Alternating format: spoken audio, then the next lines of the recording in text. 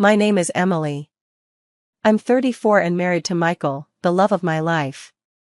We live in a cozy house I got from my parents, in a quiet suburb. Michael and I have been trying to have a baby, but it hasn't been easy. I've had miscarriages, and each one hurts a lot. Michael is a kind man who always helps his family. His mom, Mrs. Thompson, and his sister, Laura, who is divorced and has 2 kids, often rely on him. They live together, and Laura struggles to make ends meet. One morning, while I was setting the breakfast table, Mrs. Thompson came in. She pretended to care and said I was brave for handling everything, glancing at my empty womb. I forced a smile and replied, "Thank you, Mrs. Thompson. We're hopeful." Laura then walked in, acting like she owned the place, and praised Michael for supporting them. Michael quickly changed the subject to breakfast and shared news about the house.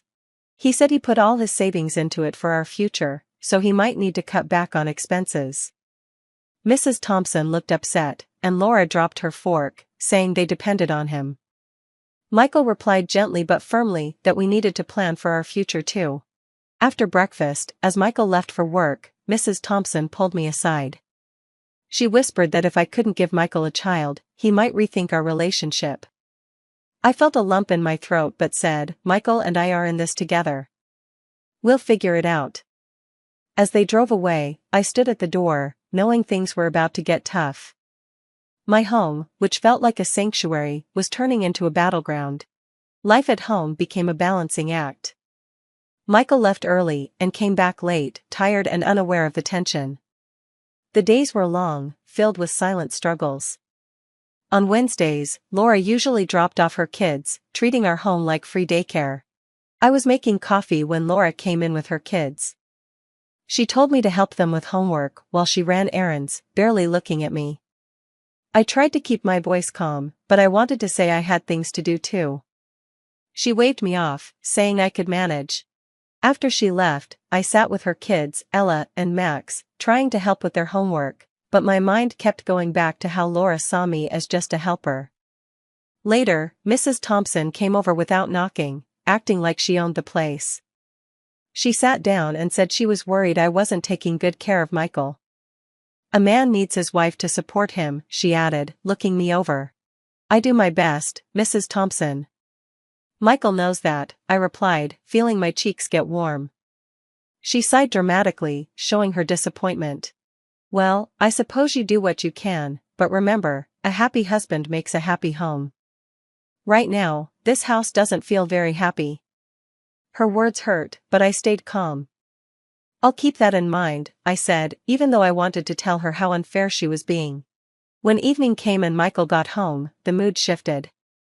Mrs. Thompson became the loving mother, and Laura acted like a caring sister.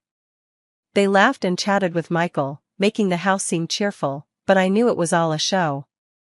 Behind closed doors, their true colors showed: selfishness and indifference. I felt stuck in the middle, hoping things would improve someday. The situation at home started to wear me down. Laura's demands, and Mrs. Thompson's subtle digs, became part of my daily life. Talking to Michael about his family felt pointless, he just didn't see what I faced every day. One evening, after a particularly tough day, I decided to talk to Michael again. We were in the living room, the TV on but neither of us really watching. "Michael, we need to talk about your mother and Laura," I said, turning off the TV. He looked surprised. "What about them? They're here all the time and it's really getting to me. Laura drops off her kids without asking, and your mother makes me feel small." Michael sighed and ran his hand through his hair. "Emily, they're family. They're going through a tough time. We need to be there for them. But what about us? What about our life together?" I asked, feeling frustrated and sad. He was quiet for a moment, then said, "I know it's hard, but they need me. Can't you try a little harder for me? Try harder? I'm at my breaking point. I need you to see that." There was a heavy silence between us. Finally, Michael stood up. "I need some air," he said, and left the house. I sat alone, feeling more isolated than ever. The man I loved, who I thought would be my partner, seemed lost in his duty to a family that didn't respect me or our marriage. The next day, things got worse. Laura came over unannounced, as usual, but this time she brought boxes of her things. "What's all this?" I asked, confused, as she started to fill the living room. "I'm moving in for a while. Mom's house is too cramped with the kids," she said, acting like it was normal. "Moving in here?" I couldn't hide my shock. "Just for a bit." "You don't mind, do you?" "After all, we're family," she smiled, but it didn't reach her eyes. I stood there, watching my home, my sanctuary, slowly being taken over. It felt like an invasion. I felt a deep sense of loss, not just for the peace of my home, but for the understanding and support I desperately needed from Michael. That night, lying in bed, I realized something had to change. I couldn't keep living like this, constantly feeling pushed to the edge in my own home. I had reached my breaking point, and it was time to make some tough decisions for my sanity and my marriage. Laura moving into our house felt like an invasion. Every morning was chaotic, with her kids running around and her taking over the kitchen. Mrs. Thompson visited more often, adding to the tension. One morning, I found Laura lounging on the couch, flipping through a magazine while her kids made a mess in the living room. I had just taken my first sip of coffee. "Laura, could you please watch Ella and Max? They're making quite a mess," I said, trying to keep my tone light. She glanced up, unfazed. "Oh, they're just kids, Emily. Let them be. You're too uptight." I felt a surge of frustration. "It's not about being uptight. This is still my house, and I'd like to keep it somewhat orderly." Laura rolled her eyes and went back to her magazine. "Fine, I'll handle it, but you could be a little more accommodating, you know." Her words stung, and I left the room feeling angry and helpless. Later that day, Mrs. Thompson arrived without knocking, as usual, and immediately started criticizing me. "Emily, dear, this place is a mess." "What have you been doing all day?" she asked, looking around with disdain. "I've been trying to work from home, Mrs. Thompson." "It's not easy with the kids around," I replied, my patience wearing thin. She sighed and shook her head. "A good wife would manage better. You should take lessons from Laura. She knows how to handle a household." I bit my lip, holding back the retort I wanted to say. Arguing with her felt pointless. That evening, when Michael came home, the house buzzed with his mother's and sister's laughter. They transformed into a picture-perfect family in his presence. I watched from the kitchen, feeling like an outsider in my own home. When Michael came in for a drink, I couldn't hold it in any longer. "Michael, this can't go on. Your sister and your mother are taking over our home. I feel like I'm living in a stranger's house," I said, my voice trembling with emotion. He looked surprised and then concerned. "Emily, I had no idea it was this bad." "I'm sorry. I'll talk to them." His words offered a glimmer of hope, but deep down, I wondered if anything would really change. The invasion of my space had taken its toll, and I wasn't sure how much more I could take.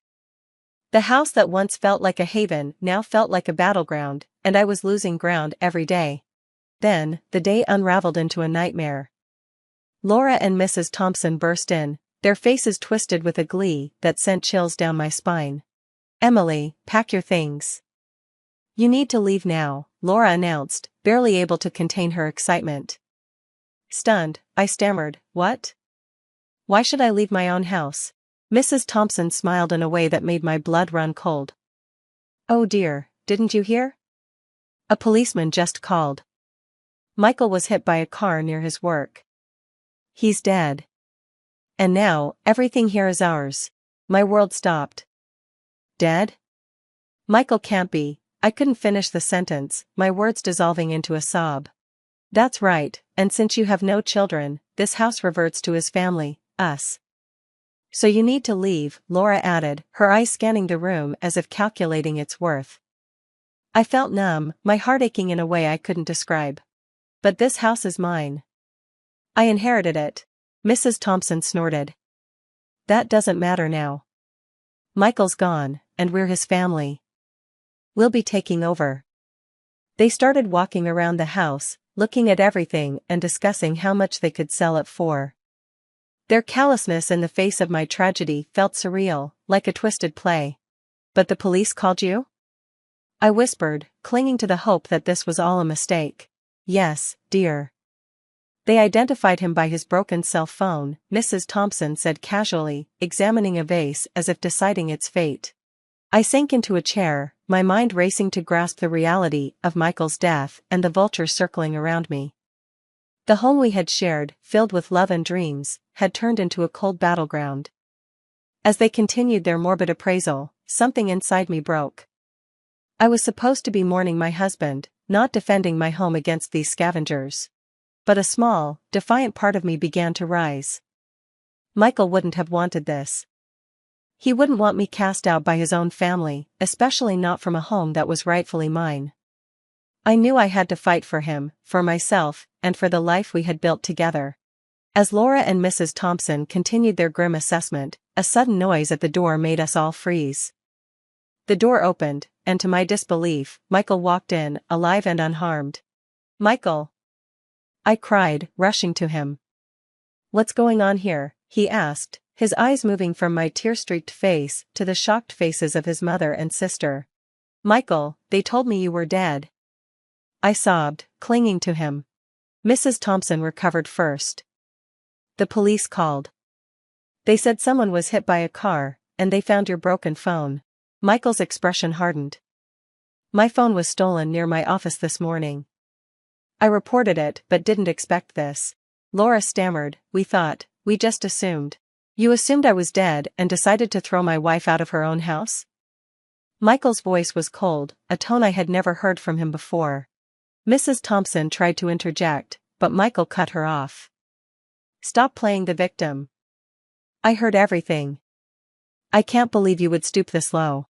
I stood there, still in shock, but a wave of relief washed over me. Michael was alive, and he saw his family for who they truly were. He turned to me, his eyes softening. "Emily, I'm so sorry. I should have seen what they were really like." Realizing their plan had crumbled, Laura and Mrs. Thompson scrambled for excuses, but Michael wasn't having any of it. "You need to leave now," he said firmly. "But Michael, this is our family home," Laura protested weakly. "It's Emily's home," Michael corrected her, "and you have no right to be here after what you've done." As they gathered their things, I looked at Michael. He seemed stronger and more resolute. The unveiling of his family's true nature had changed something in him and in us. After they left, the house fell silent, but it was a comforting silence. Michael and I sat together, a million words unspoken between us. We had a lot to talk about and heal from, but in that moment, I felt a sense of hope. I knew we would face this together. The reveal had been painful, but it marked a new beginning for us, built on truth and a stronger bond. After the revelation, Michael and I sat in heavy silence. He was the first to break it, his voice low but filled with determination. "I can't believe my own mother and sister would do something like this," he said, shaking his head. I took his hand, finding strength in our shared disbelief. "I know it's hard to understand, but at least we know their true intentions now."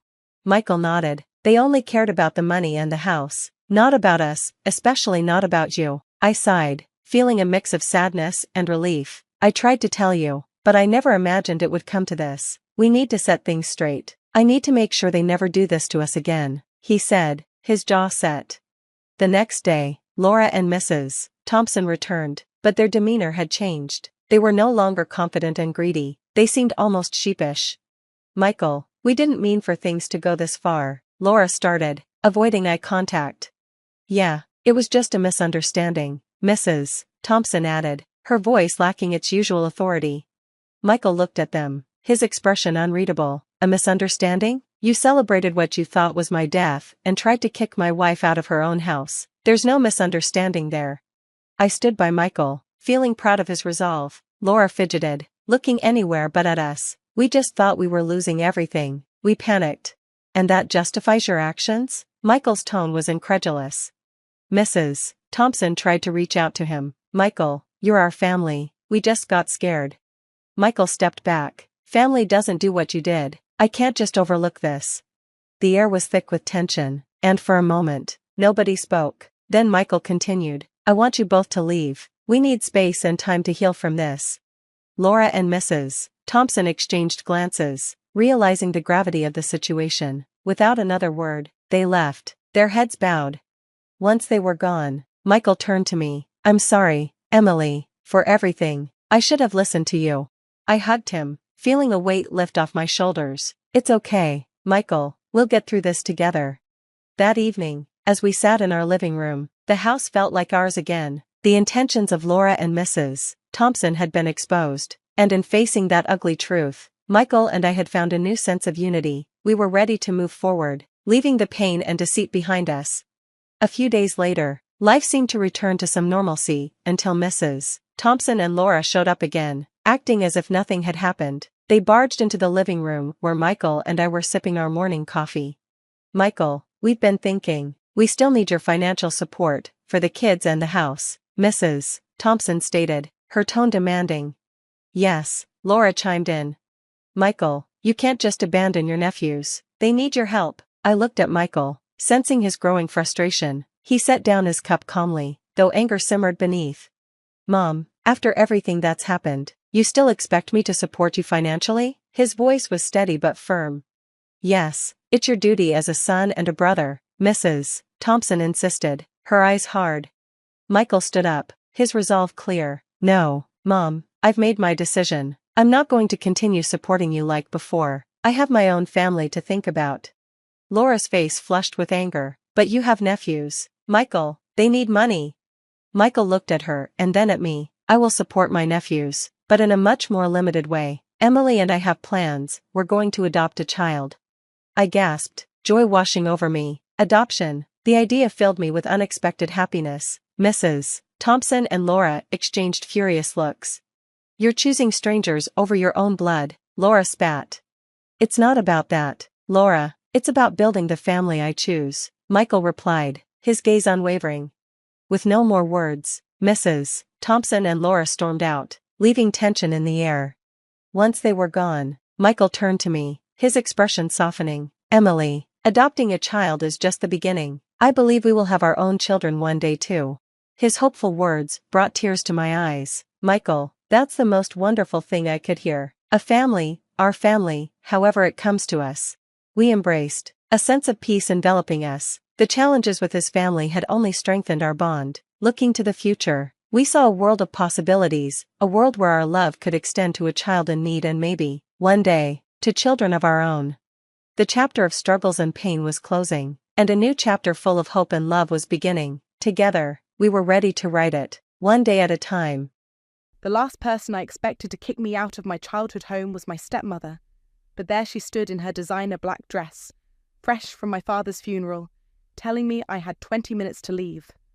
My name is Amara, and less than 3 hours ago I had watched my father's casket lower into the ground.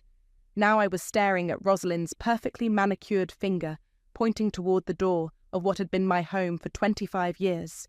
This isn't right, I managed to say, my voice cracking. Dad wouldn't... The will was very clear, dear? Rosalind's smile didn't reach her eyes. The house and all assets transfer to me. You received... well, nothing actually. Your father made his choices. My stepsister Destiny smirked from the doorway, phone in hand as always. Better start packing, sis. I felt dizzy. This couldn't be happening. Dad and I had been close, closer than close.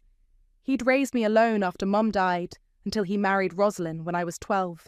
Even then, we'd maintained our special bond, our Sunday morning chess games, our inside jokes, the way he'd leave me little notes with quotes from his favourite philosophers. I want to see the will, I demanded, my hands shaking. Already filed with the courts. Rosalind checked her watch. 19 minutes now. Tick-tock. I rushed upstairs to my room, tears blurring my vision. Most of my things were still there from before Dad got sick, when I'd moved back home to help care for him. Photos, books, memories, a life I couldn't pack in minutes. My stepbrother Dylan appeared in the doorway. Need help? Don't pretend to care now, I snapped, grabbing my backpack. You stood there silent through everything, through her keeping me from his hospital room, through her changing the locks while I was at the pharmacy getting his meds. Dylan looked away. It's complicated. 15 minutes, Rosalind called up the stairs, her voice sickeningly sweet. I grabbed what I could, clothes, my laptop, the photo album Dad and I had put together on my 21st birthday. My hands were trembling so badly I could barely zip the bag. Time's up, Destiny sang out. Security's here. I turned to see 2 men in uniform at my door. Private security, not police. Of course, Rosalind would have arranged this.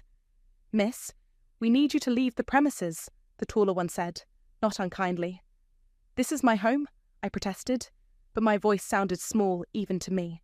They escorted me downstairs, past the familiar walls now feeling like a museum of betrayal. Rosalind stood by the front door, holding it open with exaggerated patience. Don't forget to leave your house key, she said. And don't come back. Any attempts to enter the property will be treated as trespassing. I dropped the key on the marble floor at her feet. You won't get away with this. I already have. She closed the door in my face. I stood there in the fading afternoon light, clutching my hastily packed bag and the photo album to my chest. My phone buzzed. Probably Stacy, my best friend, checking in after the funeral. I couldn't answer. Couldn't move. Finally, I walked to my car. The only thing I was sure was still mine. Inside, I let out a sob that had been building since the funeral. Since before the funeral, really. Since the night Dad died, and Rosalind had blocked my number. The photo album slipped from my lap, falling open. Something small and brass clattered onto the floor. A key? I picked it up, frowning. Tucked into the album's binding was a folded note in Dad's familiar handwriting. My dearest Amara, if you're reading this, I fear the worst has happened. Behind the third panel of my study's bookshelf is a door. This key opens it. Trust no one until you've seen what's inside. I love you. Dad. I stared at the note, then at the key. Dad's study, his private sanctuary where he'd spent hours working, reading, thinking. The room Rosalind had declared off-limits the moment he died. My phone buzzed again. This time I answered. Stacy, I need your help and... Do you still talk to Lucas? The one who became a detective? I need him too. I looked back at the house. At the study window, where Dad used to wave to me when I came home from school. He'd known. Somehow he'd known this would happen. Don't worry, Dad, I whispered, starting the car. I'll make this right. The key felt warm in my palm, like an ember of hope in the darkness. Tomorrow I'd find out what was behind that panel, and Rosalind would learn that she'd picked the wrong daughter to betray. A real estate showing. Stacy's eyebrows shot up as she read the online listing on her phone. She's already selling the house? 9 a.m. tomorrow, I confirmed, pacing my tiny apartment. Open house? That's our chance. Lucas leaned against my kitchen counter, still in his detective suit from work. Let me get this straight. You want us to sneak into your father's study during a public showing to find a secret door? Not sneak. Walk in legally, like any other potential buyers. I held up the brass key. Dad left this for a reason. And you're sure this is the only way? Lucas asked. Rosalind's got security patrolling at night. During the showing, she'll be distracted with buyers. It's perfect, Stacy nodded. I'm in. But what if she recognizes us? She's never met Lucas, and you've changed your hair since the last time she saw you. I gestured to Stacy's new platinum blonde bob. Just don't make eye contact. The next morning, we parked a block away. My heart hammered as we approached the house. Cars lined the street. At least a dozen potential buyers had shown up. Remember, Lucas whispered, we're a young couple looking for our first home. Stacy's my sister helping us shop. Inside, the house smelled of vanilla candles, Rosalind's signature staging scent. She stood in the foyer, chatting with an older couple. Her eyes slid past us without recognition. The study's this way, I murmured, leading them down the familiar hallway. We entered the book-lined room where I'd spent countless hours with Dad. Now it felt hollow, staged. The antique desk where he'd taught me chess was gone, replaced by some modern glass monstrosity. Look natural, Lucas said, pretending to examine crown moulding while I moved to the bookshelf. My fingers found the edge of the third panel. It looked identical to the others, but when I pressed, I felt a slight give. Someone's coming, Stacy warned. Destiny's voice carried from the hallway. "The study has original hardwood and great natural light." I slipped the key into the nearly invisible keyhole and turned it. Click. "Now what?" Stacy whispered. I pushed. The panel swung inward silently, revealing a dark space beyond. "Quick!" Lucas urged, keeping watch. I slipped inside, pulling out my phone's flashlight. The hidden room was small, maybe 6 feet square. Metal filing cabinets lined one wall. A small safe sat on a shelf. "Oh my God," I breathed. "What is it?" Stacy poked her head in. "Dad's real office. Look." I pointed my light at the walls. They were covered in papers, photos, and sticky notes, all connected with red string, like something from a crime show. "Amara?" Lucas hissed. "Hey, hurry." I grabbed what I could. A stack of papers, a USB drive, what looked like legal documents. In the safe, I found another key labelled Box 221, First National. Footsteps approached. I slipped out, easing the panel shut. It clicked just as Destiny entered with an elderly couple. "The built-ins are original to the house," she was saying. She faltered slightly, seeing us. "Oh, hello?" "Beautiful room," Lucas said smoothly, taking my hand. "Honey, what do you think about the light?" I forced a smile. "It's perfect." We made our way out, past Rosalind, who was now describing the kitchen's marble countertops to a crowd of buyers. My hand clutched the documents inside my jacket.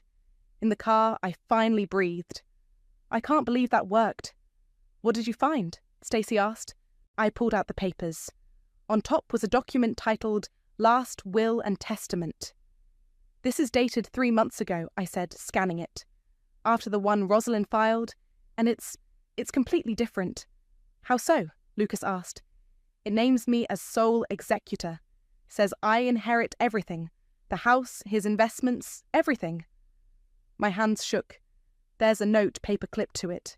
Real copy with Edith." "Edith? Your dad's old attorney?" Stacy asked. I nodded.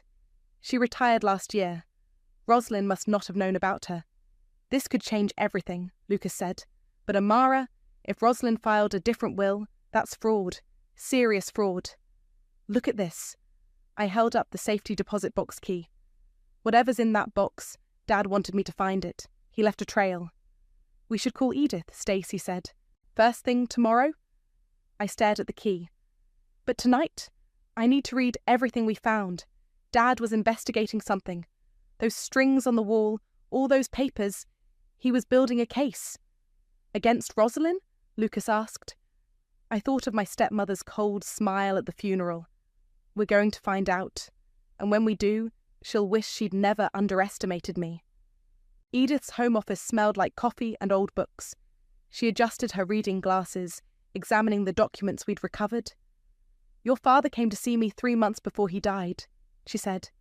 "He was worried about Rosalind's behaviour, especially after he discovered some concerning financial transactions." "What kind of transactions?" I asked. "Large sums being moved to offshore accounts." Edith pulled out a thick folder. "He asked me to keep copies of everything, including this." She handed me a notarized will, identical to the one we'd found in the hidden room. "This is the real will? The legal one?" "Yes, and I have video of your father signing it, with witnesses." Edith's eyes hardened. "What Rosalind filed is a fraud." My phone buzzed. A text from Stacy. "Turn on Channel 7 now."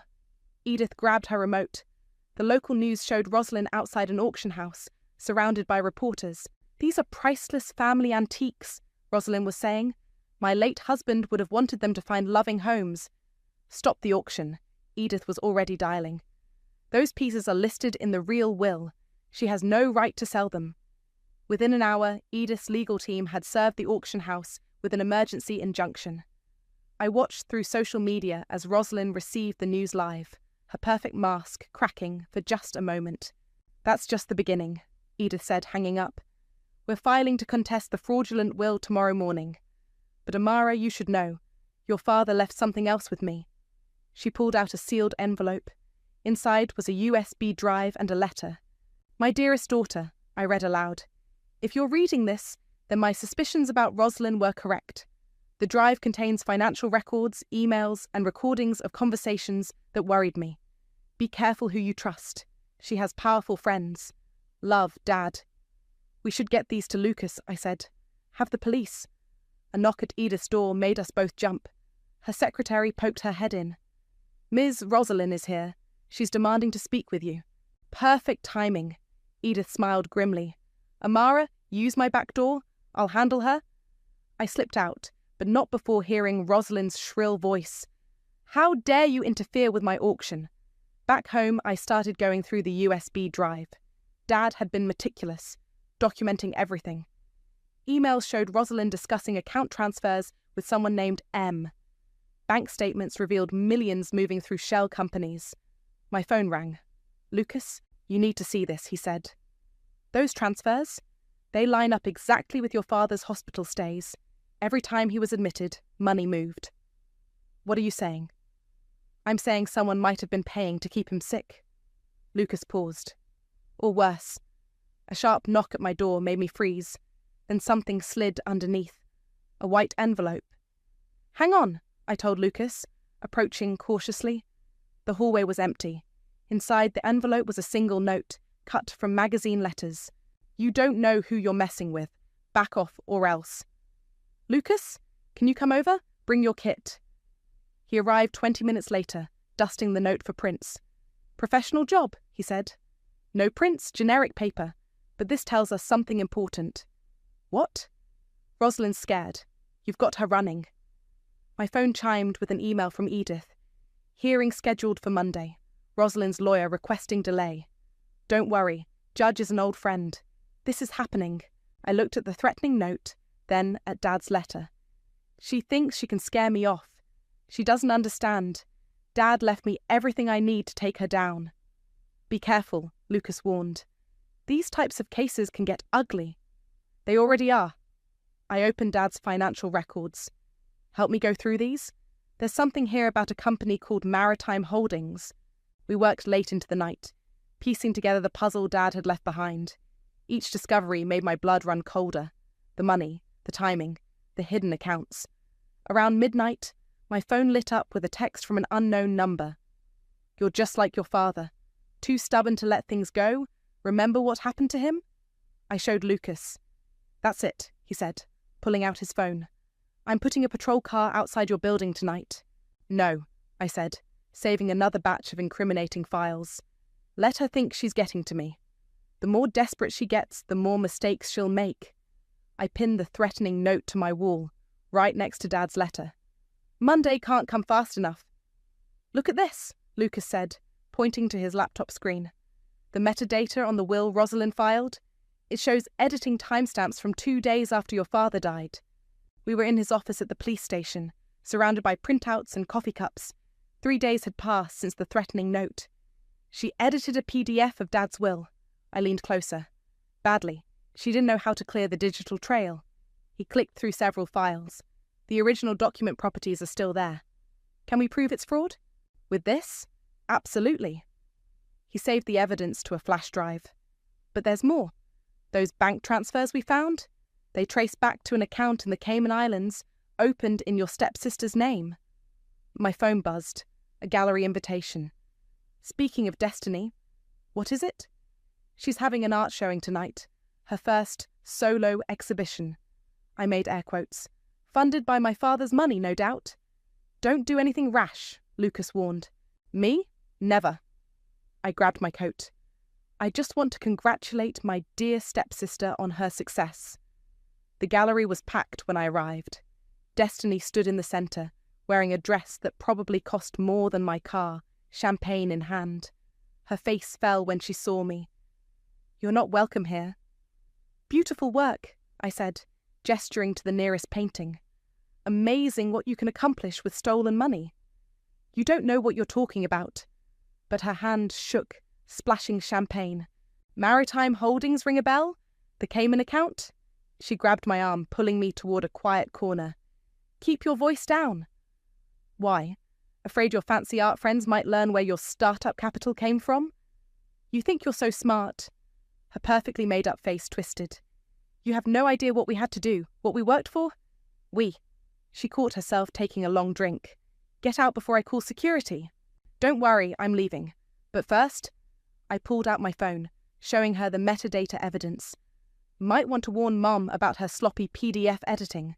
Her face went pale. How did you... Dad taught me to always keep receipts. I turned to leave, then paused. By the way, the gallery owner? Old family friend. Might want to start packing these up before the fraud investigation freezes your assets. Back in my car, I called Lucas. Destiny just confirmed it. They worked together to forge the will. Good. We can add that to... He stopped. Hold on. Something just came through about your father's computer. What about it? Tech team found deleted files. Lots of them. Voice memos mainly. Can they recover them? Already did. I'm sending you one now. Amara, you need to hear this. I played the file. Dad's voice filled my car. October 15th. Confronted Rosalind about the missing funds. She denied everything, but I saw her later speaking with Marcus from the hospital board. Something's not right. If anything happens to me, the proof is in the study. Amara will know what to do. My hands gripped the steering wheel. When was this recorded? 3 days before his first cardiac episode, Lucas said quietly. She did something to him. She and this Marcus person. My voice cracked. We have to prove it. We will. But Amara, whoever Marcus is, he's got hospital connections. This goes deeper than just Rosalind. My phone chimed with another text from the unknown number. Last warning. Drop the case or join your father. I forwarded it to Lucas. They're getting desperate. Stay at my place tonight. We don't know what they're capable of. No. I started the car. I need to check one more thing at the house. The study? There might be more recordings. Don't go alone. I won't. Stacy's meeting me there. I pulled out into traffic. Besides, Rosalind's at some charity gala tonight. House will be empty. Be careful. And Amara, we're close. Don't let them spook you now. I hung up, Dad's voice memo still echoing in my head. He'd known. He'd tried to fight back, and they'd done something to silence him. Don't worry, Dad, I whispered, turning toward the house that was rightfully mine. I'm not backing down, not until they pay for everything they did to you. The brass key felt heavy in my pocket, a weight of responsibility, of justice waiting to be served. Whatever I found tonight, whatever threats they made, I was ready. The time for warnings was over. The hidden study felt colder this time. Stacy held her phone light steady while I connected Dad's old laptop to a power source. Are you sure about this? She whispered. The voice memo mentioned more proof. I typed in his password. It has to be here. The computer hummed to life. Dozens of audio files populated the screen, each dated and labelled. I clicked the most recent one. Final recording. Dad's voice filled the small space. If you're hearing this, Rosalind got to me first. I've suspected for months she's been working with Marcus from the hospital board. The medications they've prescribed, they're not helping. They're making things worse. Stacy grabbed my arm. Amara. I've gathered evidence, Dad continued. Bank statements showing payments to Marcus. Security footage from my office when they thought I was asleep. It's all here. And copies are with Edith. Rosalind doesn't just want my money. She wants everything I've built. And Marcus, he's helping her destroy it all. A noise downstairs made us freeze. Someone's here, Stacy mouthed. I quickly copied the files to my phone. Footsteps echoed in the hallway. The panel, I whispered. Quick! We slipped inside just as the study door opened. Through the tiny gap, I saw Rosalind enter with a man in an expensive suit. It has to be here somewhere, she was saying. That brat found something. She knows too much. The hearing's in 2 days, the man replied. Must be Marcus. If she has proof of the tampering, she doesn't. But her father... Rosalind ran her hands along the bookshelf. He was always too clever for his own good. My phone chose that moment to ding, the file transfer completing. Rosalind's head snapped toward the panel. Did you hear that? Marcus approached the bookshelf. This section looks different. I held my breath. Stacy's hand found mine in the darkness. It's just an old house, Rosalind said. The important thing is stopping that girl before Monday. The medication logs, the payment records. If those get out... They won't, Marcus assured her. I've already contacted someone to handle it. Like we handled her father? My blood ran cold. That was different, Marcus said. The sedatives were untraceable, a tragic cardiac event in a sick man. But Amara, she's young, healthy. It would raise questions. Then find another way. Rosalind's voice hardened. I didn't come this far to lose everything to Marvin's precious daughter. They left, closing the study door. We waited 5 minutes before daring to breathe. We need to call Lucas, Stacy whispered. Right now. My hands shook as I dialed. Lucas? They're planning something. I heard them. Rosalind and Marcus, they killed my father. Sedatives in his medication. Where are you? The study. We found recordings. Dad knew they were poisoning him. Stay there. I'm coming with a team. But as I hung up, another voice memo caught my eye. Dated the day before Dad died. My final message to Amara. I pressed play. Sweetheart, if you're listening to this, I'm so sorry. I tried to fight them, to expose what they were doing. The altered medications, the missing funds. It's all connected to Marcus's hospital board. Rosalind's been helping them embezzle for years. I have proof, but I'm getting weaker. Whatever they're giving me, it's working. Remember what I taught you about chess. Sometimes you have to sacrifice a piece to win the game. I'm your sacrifice play, darling. Use what I've left you. Make them pay. I love you. Tears streamed down my face. Stacy hugged me tight. We've got them, she said. We've got everything we need. My phone buzzed. Edith. Emergency meeting. Marcus just filed an injunction to stop Monday's hearing. Let him try, I texted back. I have the final proof. Dad left us everything. Sirens approached outside. Lucas and his team arriving. Ready? Stacy asked. I looked around the hidden room one last time. At the evidence Dad had gathered. The trap he'd set, knowing he might not survive to spring it. They killed my father, I said. Slowly poisoned him while pretending to care for him. Now it's my turn to show them what real care looks like. We emerged from behind the panel just as Lucas entered with uniformed officers. We got it all on recording, I told him. Their confession. Everything. Good. He nodded to his team. Let's go pay Rosalind and Marcus a visit. The police station's interview room felt suffocating. I watched through the one-way glass as Lucas questioned Dylan, who kept fidgeting with his designer watch. Tell me again about the night your stepfather died, Lucas said. Dylan's voice cracked. I already told you. Tell me again. I was downstairs.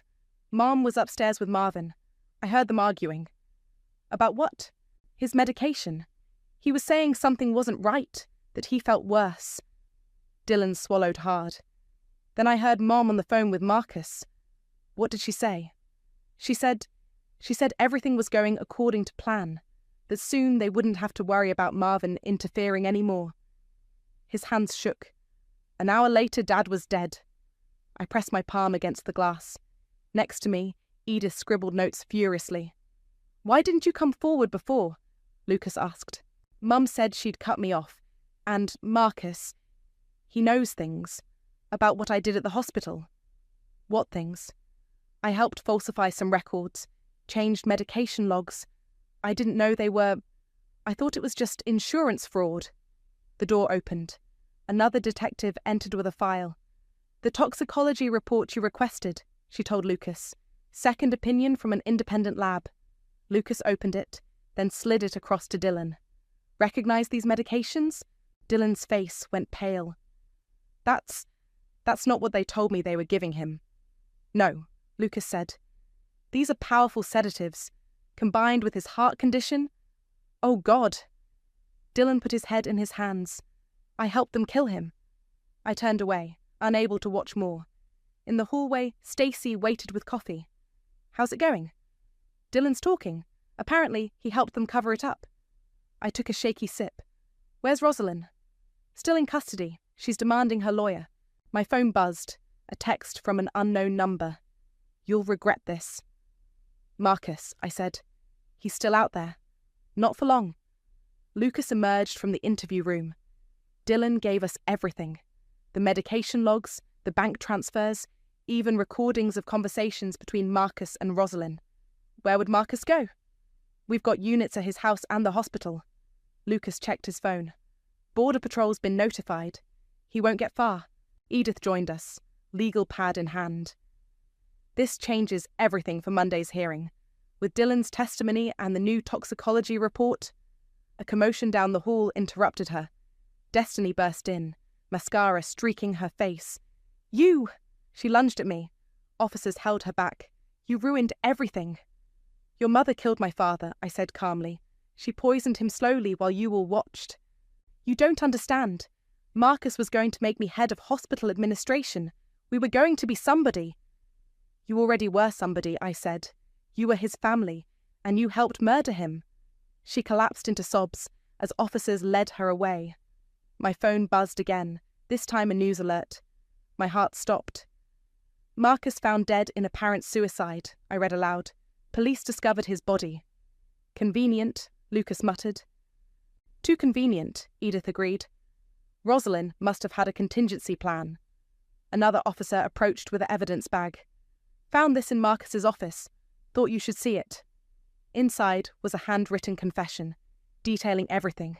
The embezzlement scheme, the medication tampering, Rosalind's involvement. A perfect bow to wrap up the case. "He didn't write this," I said. "This is exactly what Rosalind wanted. A dead scapegoat who can't defend himself." "Doesn't matter," Lucas said. "We have Dylan's testimony, the recordings, the toxicology report. She's not getting away with this." My phone rang. The hospital board chairman. "Amara, we've reviewed the evidence. The board is prepared to testify about Marcus's suspicious activities over the past year." "We had no idea." "Thank you," I said. "That will help." I hung up and looked at the interview room where Dylan sat, broken and confessing, at Destiny being led away in tears, at the evidence mounting against the woman who thought she could take everything from me. "Monday's hearing," I said to Edith. "Will you be ready?" She smiled grimly. "Oh yes, your father left us everything we need. Rosalind thought she was so clever, but she never understood what she was up against." "A father's love," Stacey said softly, "and a daughter's determination." I touched the brass key in my pocket, the key that had unlocked not just a hidden room, but the whole twisted truth. "Let's finish this," I said. "For Dad." The courtroom fell silent as Rosalind took the stand. She'd traded her designer clothes for something more subdued, a navy suit that screamed, "Grieving widow." Her performance was starting. "Mrs. Parker," her lawyer began, "did you love your husband?" "With all my heart." Her voice quavered perfectly. "Everything I did was for our family." "Including forging his will?" Edith stood. "Including slowly poisoning him to death?" "Objection. Withdrawn." But Edith's point had landed. Rosalind's mask slipped for just a second. "I'd like to present evidence," Edith continued, nodding to the bailiff. A screen lowered. "This is security footage from Marvin's home office, dated 3 days before his death." The video played. Dad at his desk, looking frail. Rosalind entering with a glass of water and pills. "Take these, darling. Doctor's orders." "They make me feel strange." Dad's voice was weak. "Worse than before." "Trust me, Marcus knows what's best." The judge leaned forward. "And these medications were?" "Sedatives," Edith said. "Not the heart medication prescribed?" "The toxicology report confirms it." Rosalind's lawyer jumped up. "This proves nothing. My client was following doctor's orders." "Really?" Edith pressed play on an audio file. Rosalind's voice filled the courtroom. "Everything's going according to plan. Soon we won't have to worry about Marvin interfering anymore." Rosalind's composure cracked. "That's taken out of context." "Then let's add context." Edith gestured to the bailiff. "The court calls Dylan Phillips." My stepbrother walked in, shoulders hunched. He wouldn't meet his mother's eyes. "Tell us what you witnessed the night Marvin died." Dylan's testimony was devastating. The medication swaps, the conversations with Marcus, the systematic destruction of my father's health. "And the will?" Edith prompted. "Mum edited it after he died. I watched her do it. The original—" He glanced at me. "The original left everything to Amara." Rosalind stood up. "He's lying. Dylan, how dare you—" "Sit down, Mrs. Parker," the judge ordered. "The court has heard testimony from the hospital board," Edith continued. "About millions in embezzled funds, about Marcus's suspicious death, about your involvement in both. You can't prove, but we can." I handed Edith the final piece, Dad's last recording. His voice echoed through the courtroom. Rosalind and Marcus are poisoning me. The evidence is all here. The altered medications, the missing funds. Rosalind lunged toward the speaker. Turn it off! Restrain the defendant, the judge ordered. 2 officers moved forward. Rosalind's perfect mask shattered completely. He was ruining everything, she screamed. All our plans, our future. Marcus promised me the hospital board position. We would have been unstoppable. The courtroom erupted. The judge banged his gavel. Remove Mrs. Parker, and given her outburst, I'm ordering her held without bail. As they led her away, she locked eyes with me. You're just like him, always thinking you're so clever. No, I said clearly. I'm worse, because I finished what he started. The judge's ruling was swift. The fraudulent will was invalidated. Dad's real will, the one leaving everything to me, was reinstated. Criminal charges would follow. Outside the courthouse, reporters swarmed. How does it feel to expose the truth? What happens to the hospital board now? Any comment on Marcus's suspicious death? Edith shepherded me through them. My client has no comment except this. Justice was served today. A daughter's inheritance was restored. A father's murder was avenged. Lucas waited by his car. Need a ride? Actually, I looked at the house keys in my hand. My house keys now. I need to go home. Want company? I shook my head. This part I need to do alone. The house was quiet when I entered. Moving companies had already cleared out Rosalind's things. In Dad's study, the hidden panel stood open. I walked inside one last time. The evidence wall was empty now, everything catalogued into police evidence. But Dad's presence remained.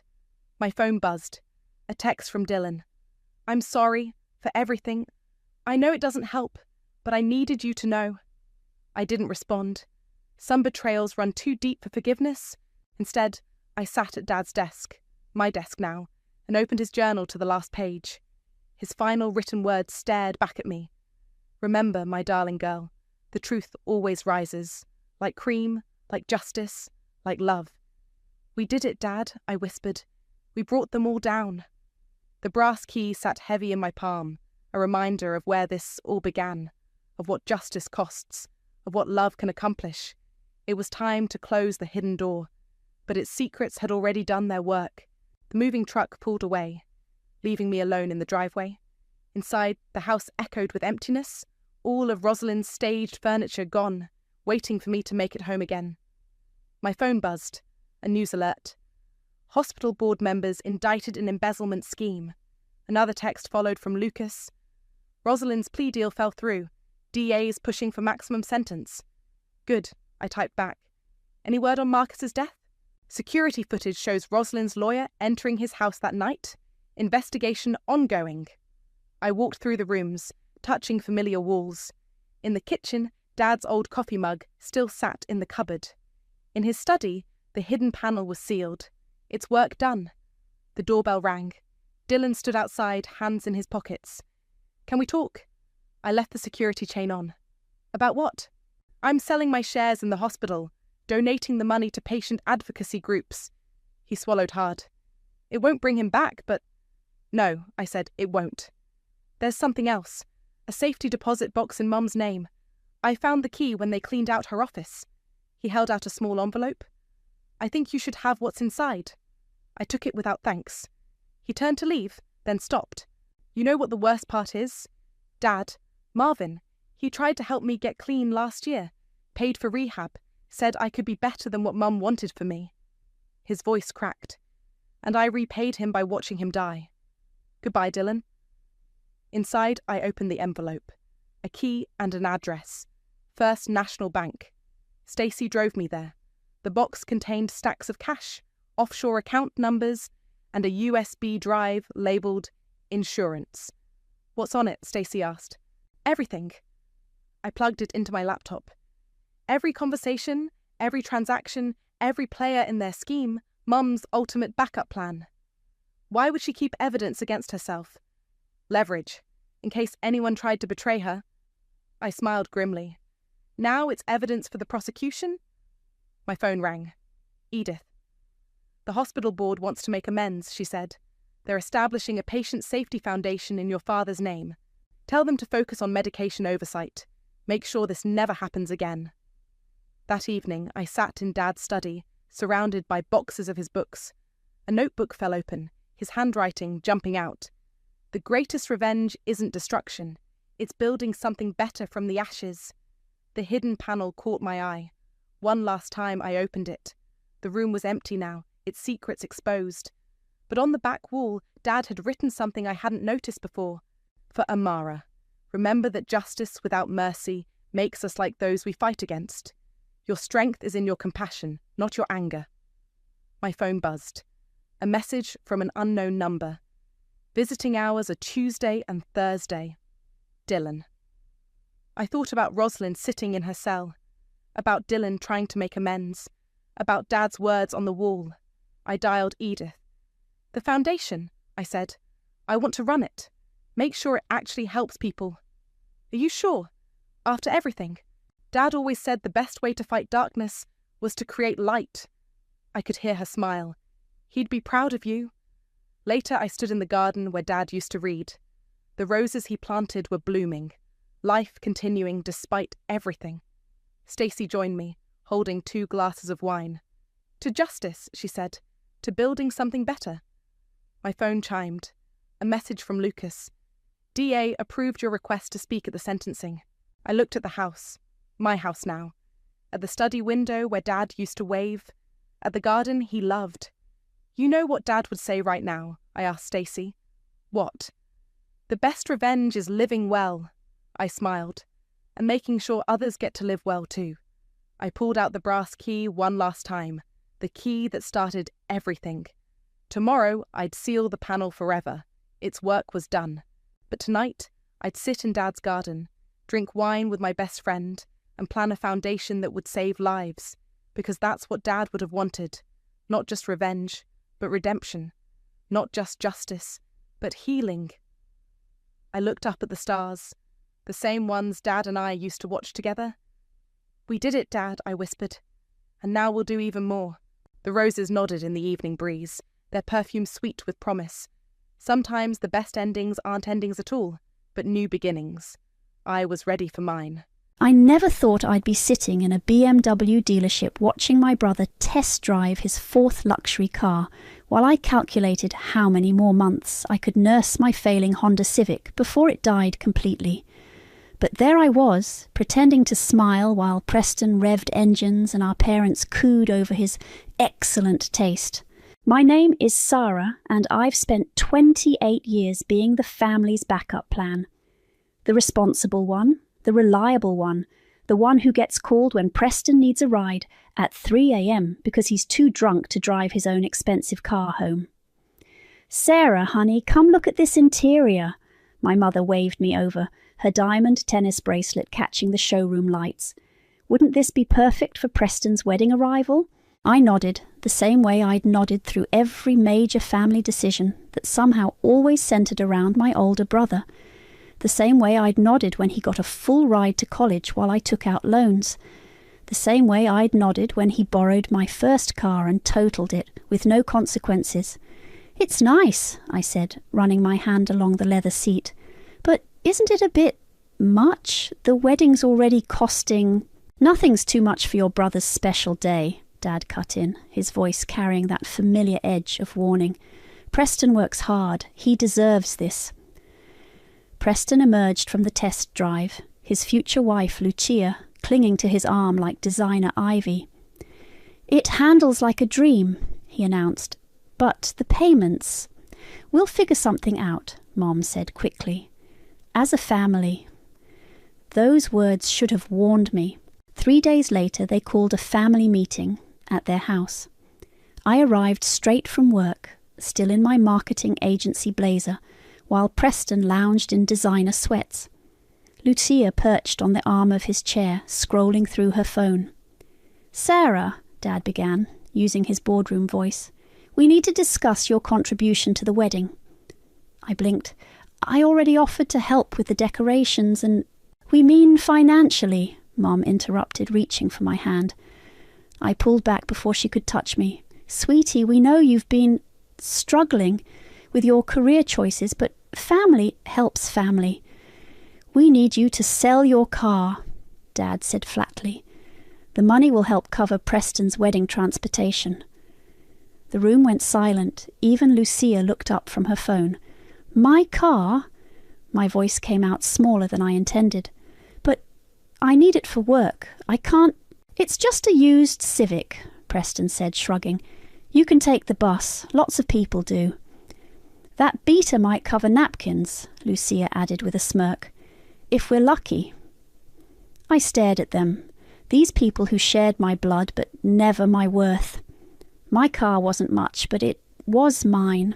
Paid for with my money, maintained with my savings. The only thing I owned outright. You're not serious, I said. Very serious, Dad replied.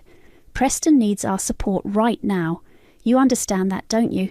I looked at my mother, searching for any sign of protection.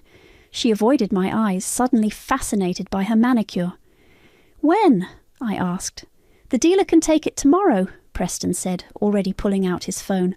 I'll have my guy handle the paperwork. My throat burned with words I couldn't say, with screams I'd been swallowing since childhood, with the rage of 1,000 small injustices leading to this moment. The next morning I signed over my car. Preston didn't even come to drive me home.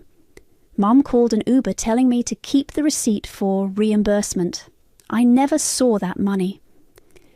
That night I sat in my apartment, surrounded by bus schedules and rideshare calculations. My phone buzzed with a text from Preston. Thanks, sis. Knew you'd come through. I stared at those words until they blurred. Until they transformed from letters into fuel, until they sparked something that had been waiting 28 years to ignite. They thought my silence meant surrender. They thought my compliance meant acceptance. They thought wrong. Opening my laptop, I created a new folder, named it Wedding Gift. Then I opened my banking app and started taking screenshots of every loan, every payment, every financial favour I'd ever done for Preston. This time, silence didn't mean surrender. This time, it meant war. Girl, you're not going to believe what I found, Emily whispered, sliding into the chair next to my desk. It was lunch hour at the marketing agency, but my appetite had vanished the moment I saw the folder in her hands. As our company's financial analyst, Emily had access to public records that most people didn't know existed. When I told her about my car, she didn't just sympathise, she got angry. Then she got busy. Your parents took out a second mortgage 3 months ago, she said, spreading documents across my desk. Guess what for? I scanned the paperwork. Preston's down payment on a vacation home in the Hamptons. Bingo, and that's not all. She pulled up more records on her tablet. They've been systematically draining their retirement accounts. The withdrawals match perfectly with Preston's major purchases over the last 5 years. My hands shook as I added the documents to my growing digital archive. They told me they couldn't help with my medical bills last year because they were being financially responsible. Oh, it gets better, Emily said, her voice dripping with sarcasm. Check your old college fund account. I logged into the long dormant account and my stomach dropped. It's empty. How, that necklace Lucia's been flaunting, the one Preston supposedly designed for her? Yeah, that's where your education money went. I felt sick, but not surprised. It was just another verse in the same old song. Sarah, Marcus from the creative team appeared at my cubicle. You okay? You look pale. I'm fine, I said automatically, but Emily cut in. She's not fine. Her family's toxic waste, and we're building a case. Marcus raised an eyebrow. A case? For the wedding slideshow, I explained, surprising myself with how steady my voice sounded. I'm making a special presentation. Understanding dawned in his eyes. He pulled up a chair. Need any help? That afternoon I created a systematic approach to gathering evidence. Emily taught me how to document everything properly. Marcus helped me organise it all into clear, devastating categories. Financial abuse, emotional manipulation, property theft. Your brother's Instagram is a goldmine, Marcus said, scrolling through Preston's feed. Every time he posts about a self-made success, there's a paper trail showing your parents' money behind it. I was screenshotting text messages when a new one arrived from Lucia to her friend. My blood ran cold as I read it. OMG, you won't believe what Preston's sister did. Gave up her car for our wedding transport. Like, she's literally the family's emotional handmaid. So pathetic. Emily read it over my shoulder and swore. Add it to the folder. Which one? I asked, my voice eerily calm. Retaliation. That evening I stayed late at the office, cross-referencing dates and amounts. Marcus brought me coffee without asking. You know, he said carefully, revenge won't fix what they did. I'm not looking to fix anything, I replied, adding another screenshot to my collection. I'm looking to expose everything. My phone buzzed. Mom calling. I put it on speaker. Sarah, honey, we need you to come help with wedding favours this weekend. Preston's too busy with work, and Lucia has her spa appointments. Sure, Mom. I watched Emily mime gagging. What time? Early, and bring those nice boxes from your craft supplies, the ones you were saving for your own wedding someday. I caught Marcus wincing. Of course, Mom. Anything for family. After hanging up, I pulled up the final tally of everything I'd given up for Preston over the years. The number made Emily whistle. You could have bought a house with that money, she said. Instead, Preston has 3, I replied, adding another folder, tax evasion evidence. But don't worry, I'm about to give him something much more valuable. What's that? I smiled, thinking of the wedding slideshow I was meticulously crafting. The truth. That night, as I waited for my bus home, I got a text from Lucia. Those boxes better not be cheap ones from Target. This is a luxury wedding, not your sad little craft projects. I added the screenshot to my collection, then typed a reply.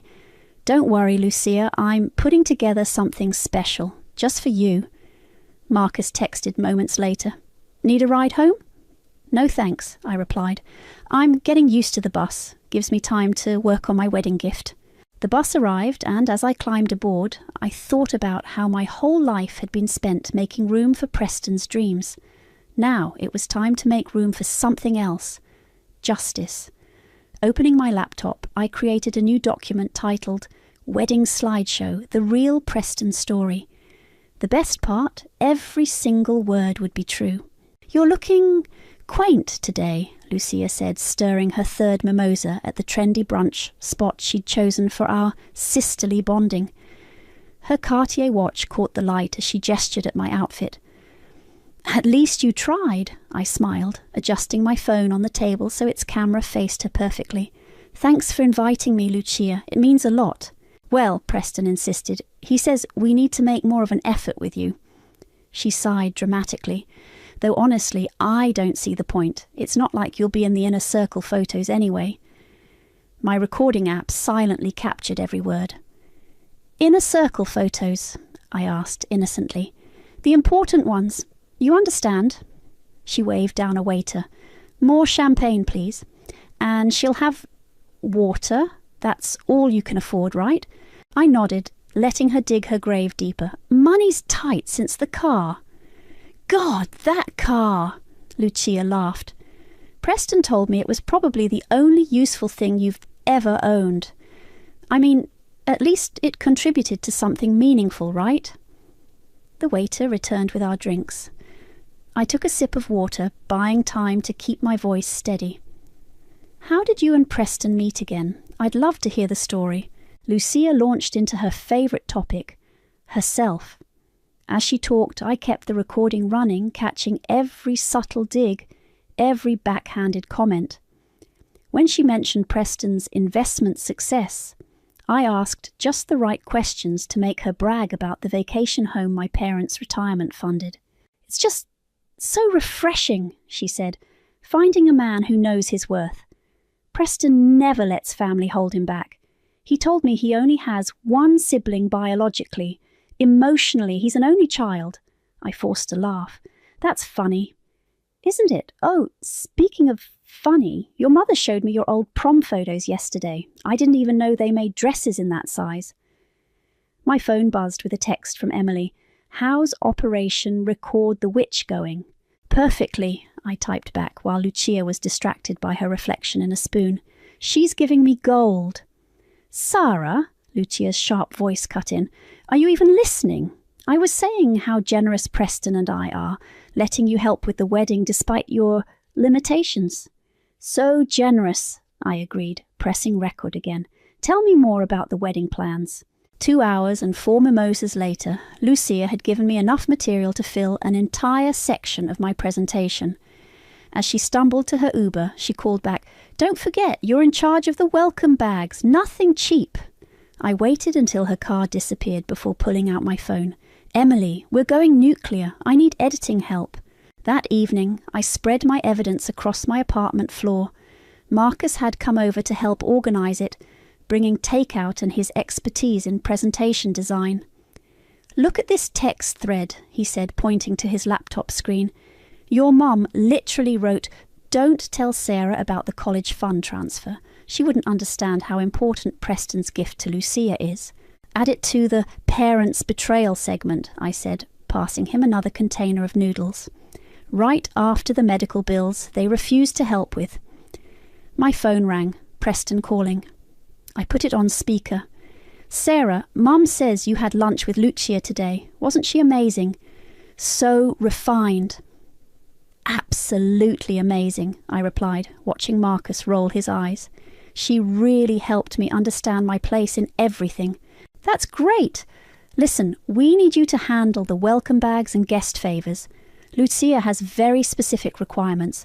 I'm texting you the list now. The list arrived. Imported chocolates, artisanal soaps, monogram towels. The total would cost more than my monthly rent. No problem, I said. Anything for family. After hanging up, Marcus looked at me seriously. You okay? Never better. I opened my laptop to the wedding slideshow draft. Want to see what I've done so far? We spent the next hour fine-tuning transitions between bank statements and text screenshots. Each slide was perfectly timed, each revelation more damning than the last. This is going to destroy them, Marcus said quietly. They destroyed themselves, I replied. I'm just showing the receipts. My phone buzzed again, a group text from Mom. Family dinner tomorrow. Sarah, please dress appropriately. Lucia's parents will be there. Wouldn't miss it, I texted back. Marcus helped me pack up the evidence, carefully storing everything in encrypted files. As he headed for the door, he paused. You know there's no going back after this, right? I thought about my empty bank account, my bus passes, my craft supplies commandeered for Preston's perfect day. I thought about years of being the family afterthought, the convenient sacrifice, the emotional handmaid. Going back to what? I asked. I never had anything to lose except my silence. After he left, I added one final touch to the slideshow, a childhood photo of Preston and me. In it, he's holding a trophy while I stand in the background, out of focus. The caption read, Some family stories need to be rewritten. The rehearsal dinner was exactly what you'd expect. Expensive, excessive, and designed to make Preston shine. I sat at the furthest table from the wedding party, wedged between a distant cousin and someone's elderly aunt, who kept asking if I was the caterer. And now, the wedding planner Roman announced with practiced enthusiasm, we'll do a quick run-through of tomorrow's schedule, including the reception slideshow. My heart skipped. Emily squeezed my hand under the table. I have the USB with our tests segment, I whispered. Just need to get it to Roman without Lucia seeing. Leave it to me. Emily stood up, accidentally on purpose spilling wine on her dress. Oh, no! Roman, could you help me find the bathroom? As they disappeared, I slipped away from the table. Marcus caught my eye from across the room and gave me a subtle nod. The plan was in motion. I found Roman in the venue's control room, already loading various presentations for tomorrow. This is just to check the formatting, I said, handing him the drive. The real one will come tomorrow. Roman's eyes sparkled with mischief. Honey, I've been doing weddings for 10 years. I know a revenge plot when I see one. He winked. Your secret's safe with me. That bride's been a nightmare. We tested the segment, a seemingly innocent collection of childhood photos that suddenly transitioned into damning evidence. Roman actually clapped. The timing is perfect, he said. Right after their first dance, when everyone's emotions are high. Want to see how it looks on the big screen? Please! The test run was flawless. Every screenshot, every bank statement, every cruel text message was crystal clear. Emily wiped away a fake tear. It's beautiful, she said, like a true crime documentary, but with better lighting. Back at the dinner, I found Marcus waiting with a glass of wine. You seem calm, he said. Too calm. I've never been better. That's the scariest thing I've heard all night. He studied my face. You know, there are other ways to deal with family trauma. Therapy, for instance. I tried therapy, I replied. Cost me $3,000. Guess who needed that money for their engagement party? Before Marcus could respond, Lucia's voice cut through the room like a diamond on glass. Sarah, what were you doing in the control room? I turned to find her standing there, her white rehearsal dress practically glowing with privilege. Just checking the slideshow setup with Roman. Want to make sure everything's perfect for your big day. Her eyes narrowed. I thought Preston's groomsmen were handling the slideshow. They are. I'm just helping with technical details. How helpful. She glanced at the USB in my hand. What's that? Backup music playlist, Emily cut in smoothly. In case the DJ's system crashes, Sarah thinks of everything. Lucia wasn't convinced, but her mother called her away before she could press further. I let out a breath I hadn't realised I was holding. That was close, Marcus murmured. Too close, Emily agreed. We need a backup plan. I pulled another USB from my purse. Already have one. The AV tech owes me a favour. I helped his daughter get an internship at my agency. The rest of the dinner passed in a blur of toasts and traditions.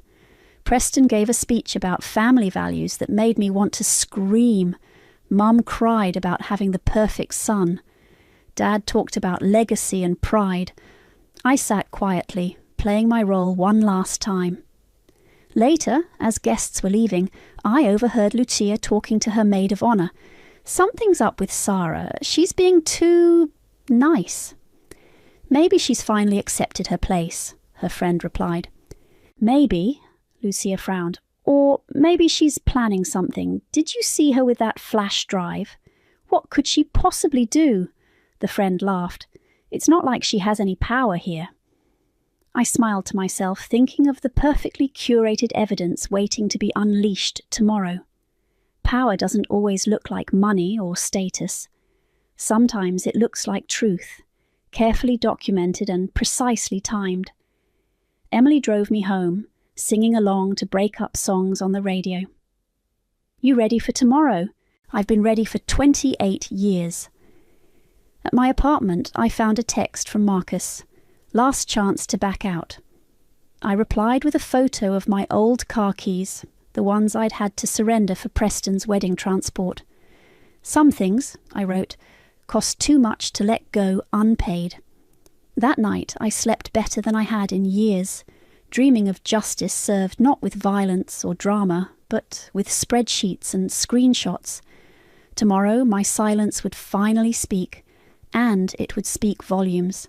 Hold still, I said, carefully zipping up Lucia's wedding dress. The bridal suite buzzed with activity, bridesmaids touching up makeup, photographers snapping candids, my mother hovering like an anxious butterfly. Can you believe it's finally happening? Lucia preened in the mirror. Everything's absolutely perfect. I caught Emily's eye in the reflection. She was posing as my assistant for the day, keeping the backup USB drive safe in her camera bag. Sarah, my mother pulled me aside, her voice thick with emotion.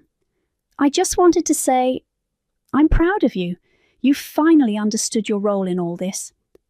Thanks, Mom. I straightened her corsage. I've learned a lot about family lately. That's my girl. She patted my cheek. You know, someday you'll thank us for teaching you about sacrifice. The word hit like a slap. Sacrifice, like my car, like my college fund, like every dream I'd ever had that got redirected to Preston's pocket. Lucia needs her veil, one of the bridesmaids called out.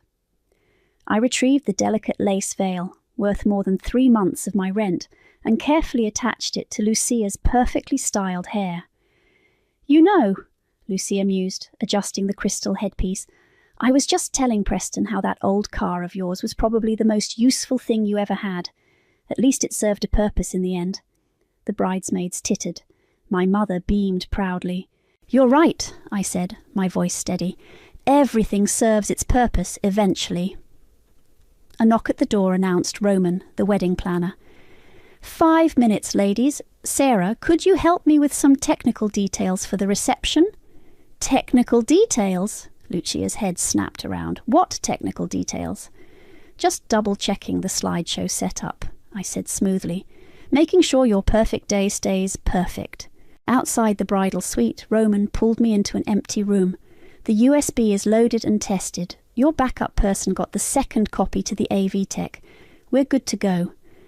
Any suspicion from the groomsmen? Please, he rolled his eyes. They're all 3 mimosas deep already. They think I'm handling everything. My phone buzzed. Marcus. Last warning. This will change everything. I typed back, that's the point. When I returned to the bridal suite, Preston was outside the door, looking nervous in his designer tuxedo. Sarah, just the sister I needed. He grabbed my arm. Listen, I need you to transfer some money to my account. The wedding car company is demanding final payment before they'll start driving. I don't have any money, Preston. You know that. Come on, there must be something. Your emergency fund? A credit card? I looked at my brother, really looked at him. The golden boy, the entitled prince, the black hole that had swallowed every opportunity I'd ever had. No, I said simply. No. His face darkened. After everything we've done for you? You mean everything you've taken from me? What's that supposed to mean? Before I could respond, the wedding coordinator appeared. Places, everyone. We're starting. Preston hurried away, already pulling out his phone to probably call our parents for money. I watched him go, feeling strangely calm. Emily appeared at my side. USBs are in place. Roman's got the timing set. You sure about this? More sure than I've ever been about anything. The ceremony began. I took my place in the back row, not even part of the wedding party. Watched as Lucia floated down the aisle, listened as Preston promised to love and honour, wondering if he even knew what those words meant. My mother cried. My father beamed. The perfect family picture. I thought about the real picture waiting on that USB drive, the one made of bank statements and betrayals, of text messages and tears, of years of being told that love meant giving everything away. The ceremony ended. As guests moved toward the reception, Marcus found me. You look too calm, he said. I feel too calm, I replied, like everything's finally clear. Sarah, my mother's voice cut through the crowd, help Lucia with her dress train, and remember to smile in the photos, even if they're just the family website ones. I nodded, playing the good daughter one last time. In less than 2 hours, the slideshow would start. In less than 2 hours, 28 years of silence would turn into undeniable truth. Coming, Mom, I called back, catching Emily's eye across the room. She held up her phone, showing me the backup USB safely in place. Everything was ready. The stage was set. The truth was loaded and waiting. Time to show them exactly what family loyalty looked like. The reception was in full swing. Preston and Lucia had completed their first dance. The champagne was flowing, and Roman was approaching the microphone with practiced grace. Ladies and gentlemen, he announced, please direct your attention to the screens for a special presentation celebrating our happy couple. My heart pounded as the lights dimmed. Emily squeezed my arm. Marcus stood nearby, ready to intervene if needed. The slideshow began innocently enough. Baby photos of Preston, carefully selected school pictures, family vacation snapshots where I was conveniently cropped out. Lucia cooed from her seat of honour. Then the music shifted. The first bank statement appeared on screen. Preston's jaw dropped. "What the—" He started to rise, but the images kept coming. Screenshots of text messages filled the screen. "Sarah's such a doormat. Can't believe she gave up her car for us." Followed by Lucia's response. "IKR, Preston says she's basically the family ATM." Gasps rippled through the crowd. Someone's wine glass shattered. Next came the mortgage documents, highlighted and annotated to show how my parents had leveraged their retirement for Preston's vacation home. Then the transfer records from my college fund to Lucia's jewellery account. "Turn it off!" my mother shrieked, but Roman was mysteriously absent from the controls. The evidence kept mounting. Years of financial abuse laid bare in pristine documentation. Preston's self-made success, exposed as a carefully constructed lie built on stolen opportunities and diverted funds. "Who did this?" Lucia's voice cut through the shocked murmurs. Her mascara was starting to run. "Who did this?" My father lunged for the projector cables, but the backup system kicked in seamlessly. Emily's careful planning at work. Then came the audio recordings. "Of course we can't help Sarah with her medical bills." My mother's voice filled the room. "Preston needs that money for his business venture." "She'll understand," my father's voice replied. "She always does." Lucia's parents were standing now, their faces red with fury. The wedding planner was pretending to struggle with the controls while actually ensuring everything played perfectly. The final segment began. A montage of Preston's social media posts about being self-made and working hard for success, each one followed by bank records showing where the money really came from. The last slide appeared, a childhood photo of Preston holding a trophy while I stood in the background. The caption read, "The price of a golden boy." The lights came up. The room was dead silent. Preston shot to his feet, his face contorted with rage. "Sarah, you did this!" I stood calmly, feeling oddly peaceful. "I learned from you, brother. Family helps family, remember?" "You ungrateful little—" He started toward me, but Marcus stepped between us. "Don't," Marcus warned quietly. Lucia was screaming at Preston now, her perfect makeup streaking down her face. "You told me your parents were funding our life because they believed in you. You said you were successful." "Baby, I can explain." Preston reached for her, but she recoiled. "Is it true?" she shrieked. "Did you take her college fund for my necklace?" My mother was sobbing, trying desperately to reach the AV controls. "Please, everyone, there's been a mistake." "The only mistake," I said clearly, "was thinking I would stay silent forever." The room erupted into chaos. Guests were recording everything on their phones. Lucia's father was demanding to speak to his lawyer. Preston's groomsmen were awkwardly trying to calm everyone down while clearly fighting their own shock. "You've ruined everything," my father growled, advancing toward me. "After all we've done for you." "Done for me?" I laughed, and the sound silenced half the room. "Would you like me to play the evidence again? I have copies, lots of copies." Emily held up her phone, already streaming. "It's going viral. Charged golden boy debt is trending." Lucia threw her bouquet at Preston's head. "I want an annulment. I will not be married to a fraud." "Sweetheart," my mother grabbed my arm, her voice desperate. "We can fix this. We're family." I gently removed her hand. "Yes, we are. And family deserves the truth, doesn't it?" Preston was still trying to reach me, but Marcus and now several guests stood in his way. The wedding planner was gleefully pretending to accidentally play sections of the slideshow again while attempting to shut it down. "You'll regret this," Preston spat. I smiled, thinking of my empty bank account, my lost car, my years of silence. "No," I said quietly. "For the first time in my life, I don't regret anything. The room continued to dissolve into chaos around me, but I felt only peace. The truth was out. The silence was broken, and it was glorious. "You evil, ungrateful little witch!" Lucia screamed, mascara streaking down her face as she tried to lunge at me.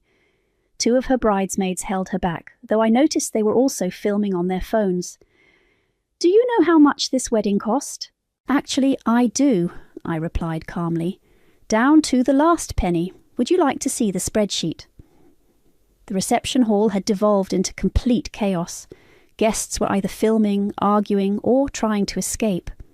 Roman was gleefully playing selected highlights from the slideshow by accident, while pretending to struggle with the controls. "Sarah," Preston's voice was deadly quiet as he approached. "Take it down. Take it all down right now, and maybe we can fix this." "Fix what, exactly?" I pulled out my phone, opening my evidence folder. The tax evasion, the fraudulent loan applications, the illegal transfers. His face went white. Behind him, Lucia's father was already on the phone with his lawyer. "You wouldn't," Preston whispered. "I already did." I showed him my screen.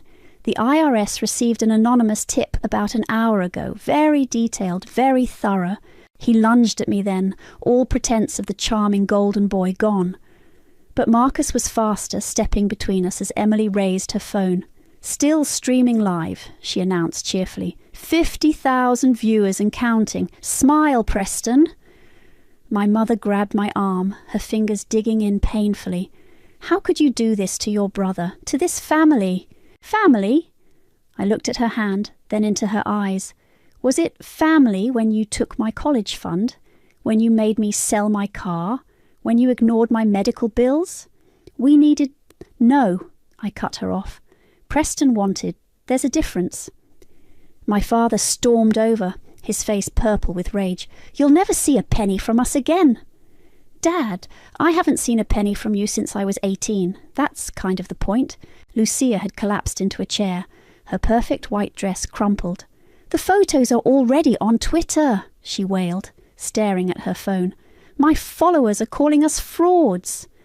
"Technically," Emily chimed in, "they're calling you privileged parasites. Frauds is trending second."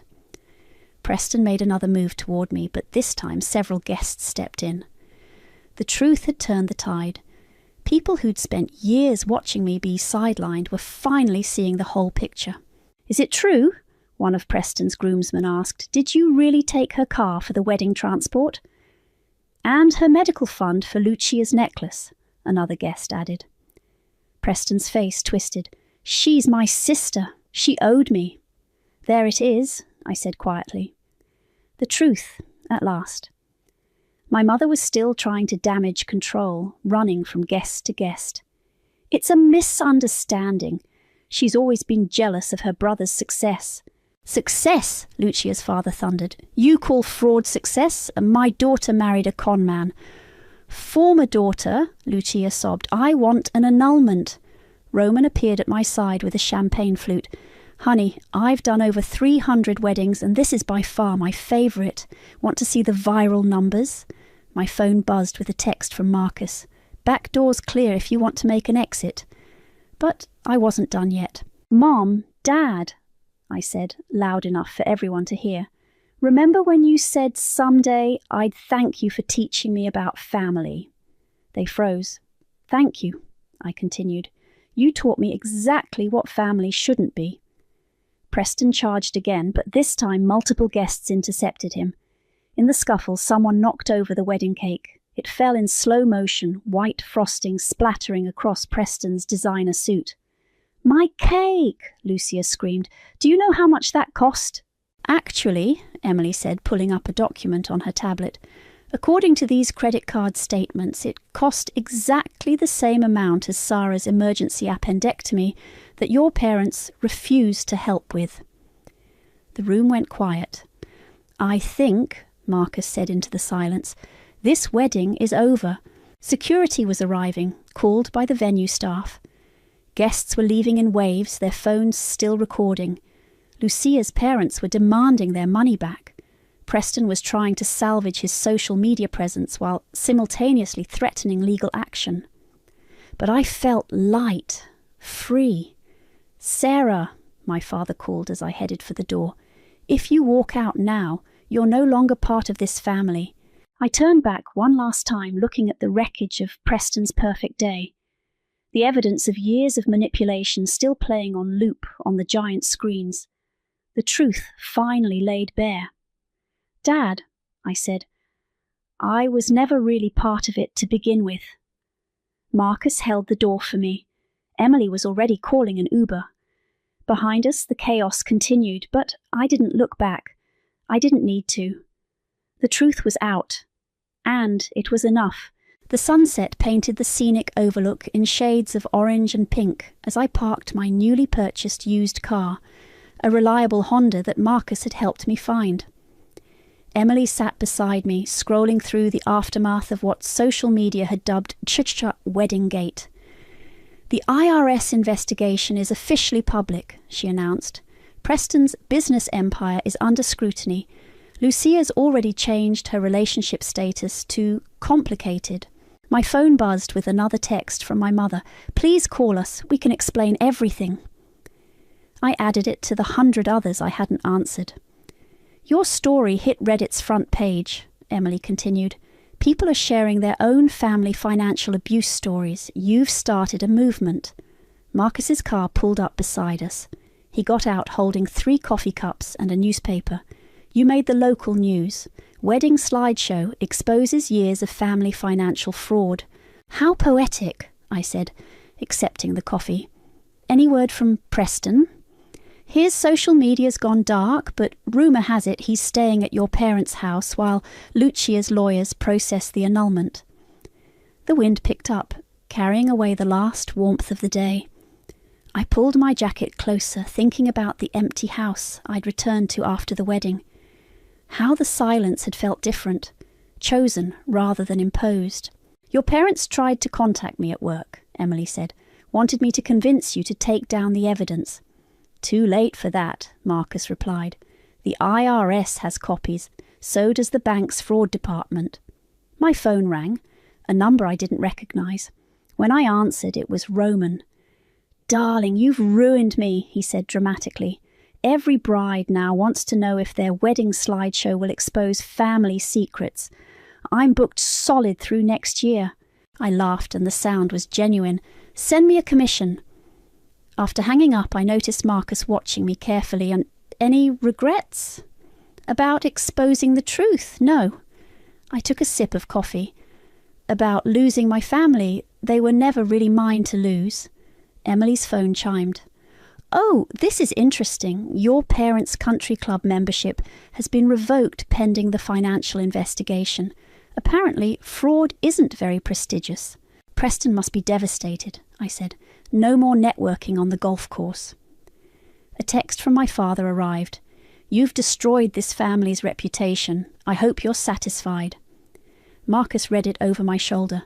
"Are you satisfied?" I thought about my old car now sold for Preston's wedding transport that was never even used. About my empty college fund, transformed into a necklace Lucia had thrown at Preston during their fight. About years of being told that family meant giving until you had nothing left. "I'm not satisfied," I said finally, "but I'm free. That's better." Emily pulled up another article. "The bank is reviewing all their loans. Your parents might lose the vacation house they bought for Preston." "Good," I said. "Maybe they can use the bus. I hear it builds character." Marcus touched my hand lightly. "You know, most people would have just walked away, started over somewhere new. I tried that. It didn't stop them from taking. Some things need to be faced head on." My phone buzzed again, Preston calling. I put it on speaker. "Happy now?" His voice cracked with fury. "Mum's crying constantly. Dad's reputation is ruined. Lucia's lawyers are circling, all because you couldn't handle not being the favourite." "No, Preston, all because you couldn't handle not taking everything." "I'm your brother. You're a thief who happens to share my DNA. There's a difference." After I hung up, Emily raised her coffee cup. To karma. To documentation, Marcus added. To the truth, I finished. The sun had almost disappeared now, taking with it the last traces of the life I'd lived in silence. Tomorrow would bring more fallout, more accusations, more attempts to make me feel guilty for exposing what they'd done. But for now, sitting between two people who had helped me find my voice, I felt something I'd never experienced in all my years of being the family sacrifice. Peace. Emily started the car. Dinner. I know a place that serves excellent revenge cold. Actually, I said, I was thinking of starting a support group for others who've been financially abused by family. The response to my story shows how common it is. Marcus smiled. Need help setting up the website? Always. As we drove away from the overlook, my phone lit up with one last text from my mother. Family should protect each other's secrets. I typed back my final response. Family shouldn't create secrets that need protecting. Then I turned off my phone, rolled down the window, and let the night air wash away the last echoes of obligation. They had asked me to give everything I had for family, so I did. I gave them the truth, and I kept my freedom. I stood in our kitchen, chopping carrots for dinner, when my husband's laughter drifted down from upstairs. Not the polite chuckle he uses at work functions, but that rare, genuine laugh I hadn't heard in months. My knife stilled mid-slice. I'm Gabby, and until that moment, I thought I knew everything about my marriage. She's just going through a rough patch, Ryan was saying, his voice warm with concern. I'll stop by tomorrow after work. Yeah, around 6. A pause. Don't worry about it, Chloe. You know I'd do anything for him. Him? The carrot slipped from my fingers, rolling across the cutting board. Ryan had mentioned his old friend Chloe was back in town, but he'd never said anything about a him. Of course I'll bring the dinosaur book. Tell Liam I said goodnight. The knife clattered against the counter. Liam. Chloe's son. The one she'd had 5 years ago, right after moving away. The timing hit me like a punch to the gut. Love you too, Ryan whispered, so quietly I almost missed it. My hands trembled as I gripped the edge of the counter.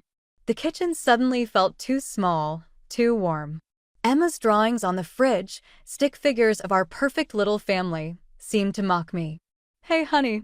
Ryan appeared in the doorway, phone tucked into his pocket. Something smells good.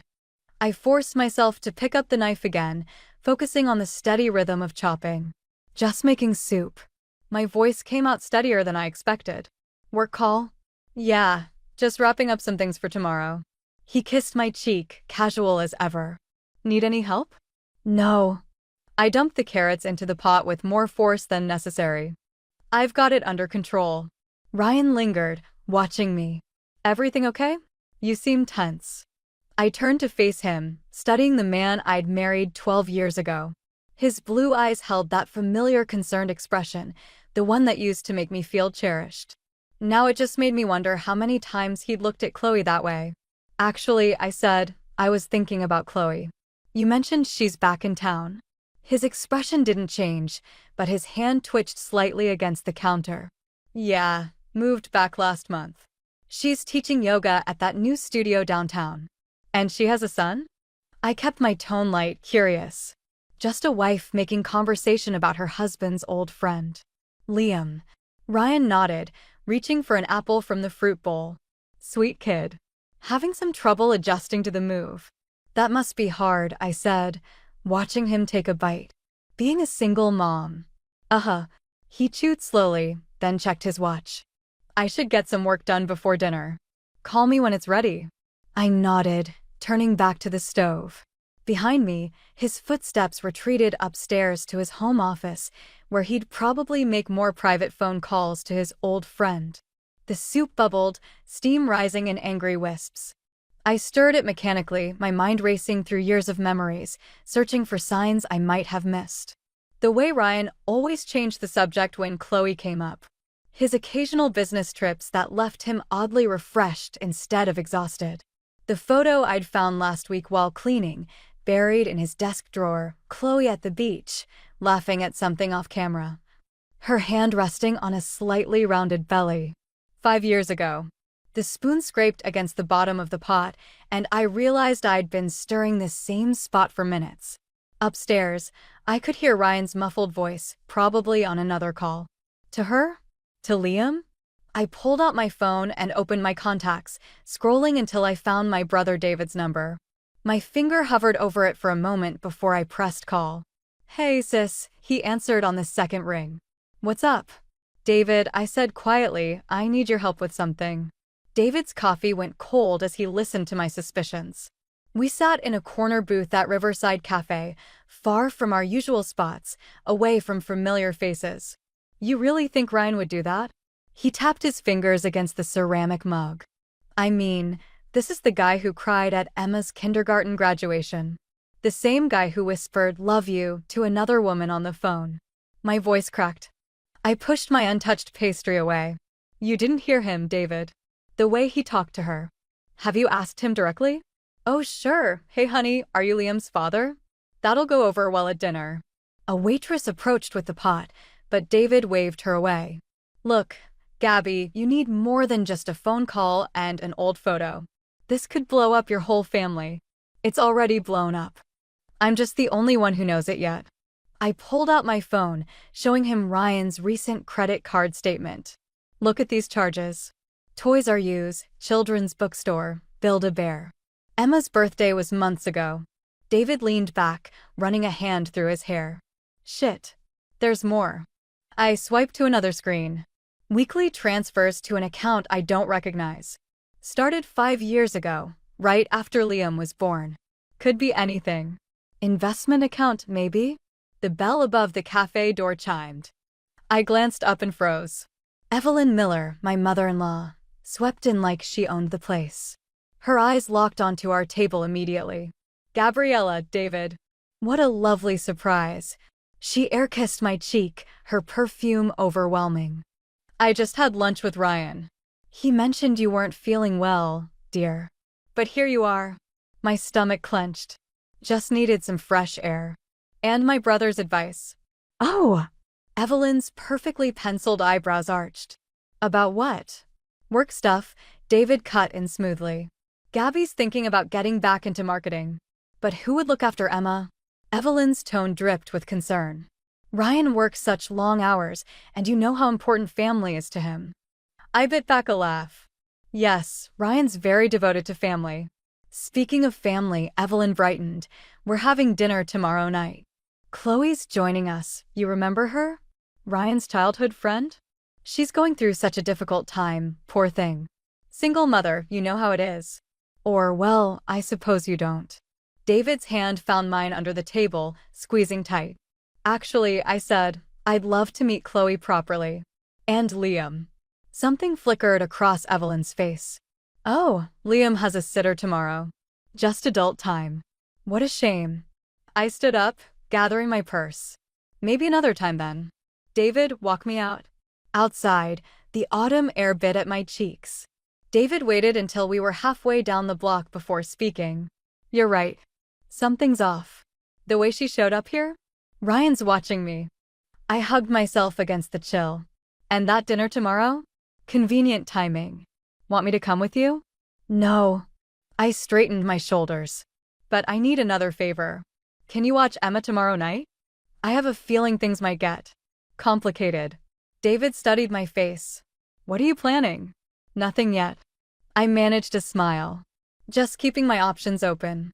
My phone buzzed, a text from Ryan. "Mom said she saw you out. Feeling better?" I typed back, "Much. Looking forward to dinner tomorrow." 3 dots appeared as he typed, disappeared, then appeared again. Finally, "Great. Love you." I stared at those 2 words, remembering how differently they'd sounded when he'd said them to Chloe. Another message popped up. "Chloe's excited to meet you properly." "I'm excited too," I replied, and for the first time since yesterday, I wasn't lying. David touched my arm. "Be careful, sis. Whatever you're thinking." "I'm done being careful." I pocketed my phone. "I'm done being the perfect, understanding wife.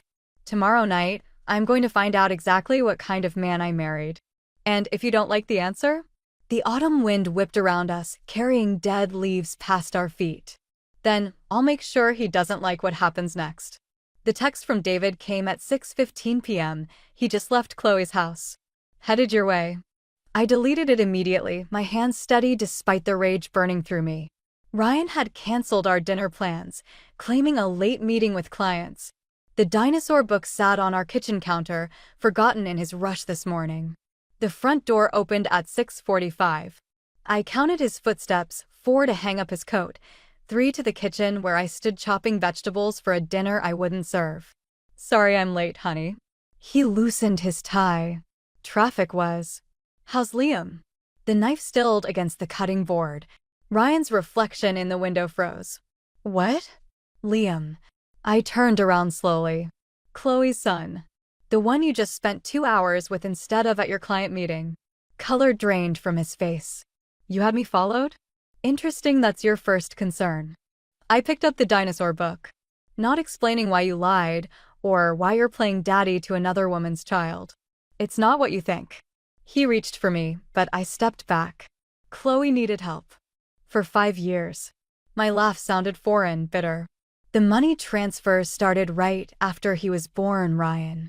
Did you think I wouldn't notice? You checked my accounts? His voice hardened. That's crossing a line, Gabriella. A line. The book slammed against the counter. You want to talk about lines?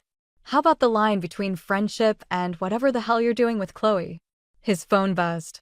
We both stared at it as Chloe's name lit up the screen. Answer it, I said. Tell her how you just got caught. Instead, he switched the phone off. We need to discuss this rationally. Chloe was alone, scared. Is he yours? The question hung between us like smoke. Ryan's jaw worked silently. Answer me. I don't know. The words fell like stones. She never said. But the timing. Something inside me shattered. I gripped the counter to stay upright. All these years. Every time you said you were working late. Every business trip. No. He stepped forward. It wasn't like that. We weren't. There was just one time, before she left town. I never meant. To get caught? My voice cracked. To have a secret son? To destroy our family? Our family isn't destroyed. He reached for me again. We can work through this. Emma, don't. I jerked away. Don't you dare use our daughter to manipulate me. I'm not manipulating anyone. I was trying to protect everyone involved. Everyone except me. I pulled out my phone, showing him the photo David had taken earlier, Ryan carrying Liam on his shoulders, both laughing. You look happy. Happier than you've been here in years. Gabby, please. The front door opened again. Evelyn's voice rang out. Hello? Anyone home? Ryan's eyes widened in panic. Don't. In here, Evelyn. I called back, not breaking eye contact with my husband. Perfect timing. We were just discussing Liam. Evelyn appeared in the doorway, taking in the scene, my rigid posture, Ryan's pale face, the dinosaur book between us. Oh, she said softly. Oh, Ryan, you didn't. Mother, I can explain. Can you? I cut in. Can you explain 5 years of lies? Of playing happy families with Chloe while I waited at home, trusting you. This isn't the way to handle this, Ryan snapped. You're being irrational. Irrational? I grabbed my keys. I'll show you irrational. I'm going to see Chloe. Gabriella, don't. What's wrong, Ryan? I was already moving toward the door. Afraid of what other secrets she might tell me? Where are you going? Evelyn called after me. To get answers. I paused in the doorway, looking back at my husband. And Ryan? Don't be here when I get back. The door slammed behind me, cutting off their protests.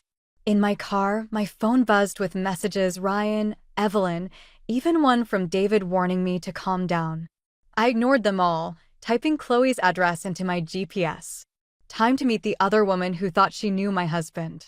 Chloe's house looked exactly like I'd imagined, pristine white exterior, carefully tended garden. A child's bike lying carelessly across the front path. Perfect, except for the yoga mat forgotten in the rain. I didn't knock. The spare key was under the pot of dying mums, just where David had watched Ryan retrieve it hours earlier. The house smelled like lavender and something else, familiar cologne. Ryan's cologne. Hello? Chloe's voice drifted down from upstairs. Ryan? Did you forget something? My heels clicked against hardwood floors as I followed the sound. Family photos lined the stairwell, Liam at various ages, always alone or with Chloe. Until the most recent ones. There he was with Ryan at a baseball game at the park, building a snowman. I found her in what must be Liam's room, folding tiny t-shirts covered in dinosaurs. She turned, smile freezing when she saw me. Gabriella. She recovered quickly, smoothing her yoga pants. This is unexpected. Funny. I was going to say the same about finding my husband's life scattered all over your house. She set down a half-folded shirt. It's not what you think. Everyone keeps saying that. I picked up a framed photo from the dresser, Ryan teaching Liam to ride a bike. But it looks exactly like what I think. Ryan's just being kind. Helping out an old friend. Old friend. I traced Liam's face in the photo. Or old flame. Chloe's serene mask slipped. He told you. He didn't have to. 5 years of secret payments, mysterious appointments, forgotten dinosaur books. I met her eyes in the mirror. Liam has Ryan's eyes. Please. She stepped toward me. This isn't. We never meant. To hurt me? Then why send in that beach photo? The one where you're pregnant? She flinched. You found that. Last week. Right before the payments increased. I set down the frame. Blackmail looks good on you, Chloe. It's not blackmail. Her calm cracked. Ryan wanted to help. He chose to be part of Liam's life. After you threatened to tell everyone the truth? I never threatened anything. But her eyes darted away. He made his own choices. Like the choice to sleep with you 5 years ago? Or the choice to lie to his wife every day since. Movement caught my eye, a small figure in the doorway. Liam stood there, clutching a stuffed dinosaur, staring at us with Ryan's eyes. Mommy? His voice trembled. Is Daddy coming back tonight? The world tilted. Daddy. Not Ryan. Daddy. Chloe rushed to him. Sweetie, go back downstairs. Mommy's talking to a friend. I know who she is. Liam looked at me. You're in the pictures Daddy hides in his office. With Emma. My phone buzzed, Ryan calling again. I silenced it, but not before seeing his text. Please come home. We can fix this. Fix what? I whispered, more to myself than them. The fact that my daughter has a secret brother? That my whole marriage is a lie. It's complicated, Chloe said, holding Liam closer. No, it's actually very simple. I pulled out my phone, scrolling to the photos David had taken. Ryan chose this. Chose you. Both of you. I showed her the screen, dozens of pictures spanning months. Ryan and Liam at the park, at restaurants, at school events.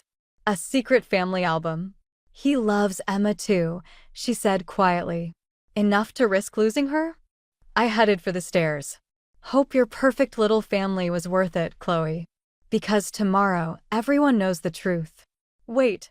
She called after me. What are you going to do? I paused at the front door, looking back at them, the yoga instructor and the little boy with my husband's eyes. I'm going to do what Ryan never could. Make a choice. My phone buzzed again as I reached my car. This time it was Aiden, Ryan's best friend. We need to talk. There's something you should know about Chloe. I started the engine, watching Liam wave goodbye through his bedroom window. Tomorrow, I'd destroy the carefully constructed lie they'd all protected for 5 years. But tonight, I needed to hear what Aiden knew. After all, the best revenge requires perfect timing. Aiden was waiting at Murphy's bar, nursing what looked like his third whiskey. The place was nearly empty, perfect for the kind of conversation that could destroy lives. You shouldn't have come alone, he said as I slid onto the bar stool beside him. Funny. Ryan said the same thing about Chloe 5 years ago. He winced. You've got it wrong. Do I? I pulled out my phone, showing him the photos. Because it looks pretty clear from here. That's not. He drained his glass. Chloe wasn't just Ryan's friend. She was his alibi. The word hung between us like smoke. Alibi for what? Remember that merger 5 years ago? The one that made Ryan partner. Aiden's fingers drummed against the empty glass. There were irregularities. The SEC started asking questions. What does this have to do with Chloe? Everything. He signaled for another drink. Ryan needed someone to verify his whereabouts during certain meetings. Chloe provided dates, times, receipts. She made it look like they were having an affair to cover up the financial stuff. I laughed, the sound sharp enough to make the bartender glance over. So he pretended to have an affair to hide fraud, then actually had an affair, and now has a secret child? That's your defense. Liam isn't Ryan's. The world tilted. What? Chloe was already pregnant when Ryan asked for her help. She used him. Threatened to tell the SEC everything unless he played along. Aiden pushed his fresh drink away. She's been bleeding him dry ever since. But the photos, the visits. Ryan's trying to protect everyone. If Chloe talks, he goes to prison. The SEC investigation is still open. My phone buzzed, a text from Ryan. Please come home. I can explain everything. Why tell me this now? I studied Aiden's face. After 5 years of lying? Because Chloe's getting greedy. She's demanding more money, threatening to tell Emma about her brother. Ryan's desperate. And you expect me to what? Feel sorry for him. I expect you to think about Emma. About what happens to her if Ryan goes to prison. The bartender approached. I waved him away, my mind racing. Does Evelyn know? About the fraud? No. She just thinks Ryan's being noble, helping an old friend. Aiden's laugh was bitter. Chloe played everyone perfectly. My phone buzzed again, David this time. Where are you? Ryan's here looking for you. If what you're saying is true, I said slowly, I could destroy them both. Chloe for blackmail, Ryan for fraud. And destroy your daughter's life in the process. I stood up, gathering my purse. You know what's funny? Everyone's so worried about protecting Emma. But none of you thought about protecting me. Gabby, wait. I'm done waiting. I headed for the door. Tell Ryan I got his messages. And tell him to be ready for tomorrow's family dinner. It's going to be memorable. What are you going to do? I paused, hand on the door. I'm going to give everyone exactly what they deserve. Outside, the night air was sharp with autumn chill. My phone lit up with another text from Chloe this time. We need to talk. About Liam. About everything. I typed back 3 words. Tomorrow. Dinner. 7. Then I called David. I need one more favor. Gabby, Ryan's looking everywhere for you. He seems scared. Good. I started my car. I need you to get me something from the office. Ryan's old files from the merger 5 years ago. Why? Because tomorrow night, everyone's masks come off. I pulled onto the street, heading home. And I want to make sure I'm holding all the cards when they do. The last text I sent was to Evelyn. Dinner's still on for tomorrow. Invite everyone. It's time for some family truth-telling. Her response was immediate. What are you planning? I didn't answer. Let them all wonder. Let them all worry. Tomorrow, they'd learn what happens when you back a woman into a corner and expect her to stay quiet. Tomorrow, they'd learn about revenge. The dining room gleamed with false perfection, crystal glasses, fine china, family photos mocking us from every wall. I'd set 7 places, though Emma was safely at David's house. Some conversations weren't meant for children's ears. Evelyn arrived first, clutching her signature casserole. Gabriella, dear, perhaps we should postpone. Sit down, Evelyn. I poured her wine with steady hands. You'll want to be seated for this. Ryan came next, then Aiden. They exchanged glances, taking their places without meeting my eyes. The merger files David had retrieved sat in a manila envelope beside my plate, untouched. The doorbell rang again. Chloe stood there, wearing yoga pants and determination. You said we needed to talk. I said we needed truth. I gestured to the dining room. All of us. She hesitated, then stepped inside. Liam's with a sitter. Of course he is. I closed the door. Wouldn't want him hearing about Daddy's fraud investigation. Ryan's wine glass crashed to the floor. Evelyn gasped. Aiden closed his eyes. That's right. I took my seat at the head of the table. Let's start with the SEC investigation from 5 years ago. The one Chloe helped cover up by pretending to have an affair with Ryan. Gabriella, Ryan started, "You don't understand." Actually, I understand perfectly. I opened the envelope, spreading documents across the table. False receipts. Fake meeting records. All carefully crafted to hide where the money really went. Chloe's serene mask cracked. "You can't prove anything." "Can't I?" I pulled out my phone, playing a recording, Chloe's voice demanding more money, threatening to expose everything. David's not the only one who knows how to follow people. "You recorded me?" Her yoga-toned shoulders tensed. "That's illegal." "So is blackmail." I turned to Evelyn. "Did you know your perfect son committed fraud to make partner? That he paid Chloe to lie about an affair to cover it up? That she's been bleeding him dry ever since?" Evelyn's face went ash-white. "Ryan, it wasn't like that," he pleaded. "The merger was falling apart. I had to." "Had to what?" I cut in. "Had to lie? Had to risk everything? Had to play daddy to Chloe's son to keep her quiet?" "Liam isn't his." Chloe's voice cracked. "I never said he was." "You all assumed." "We assumed nothing."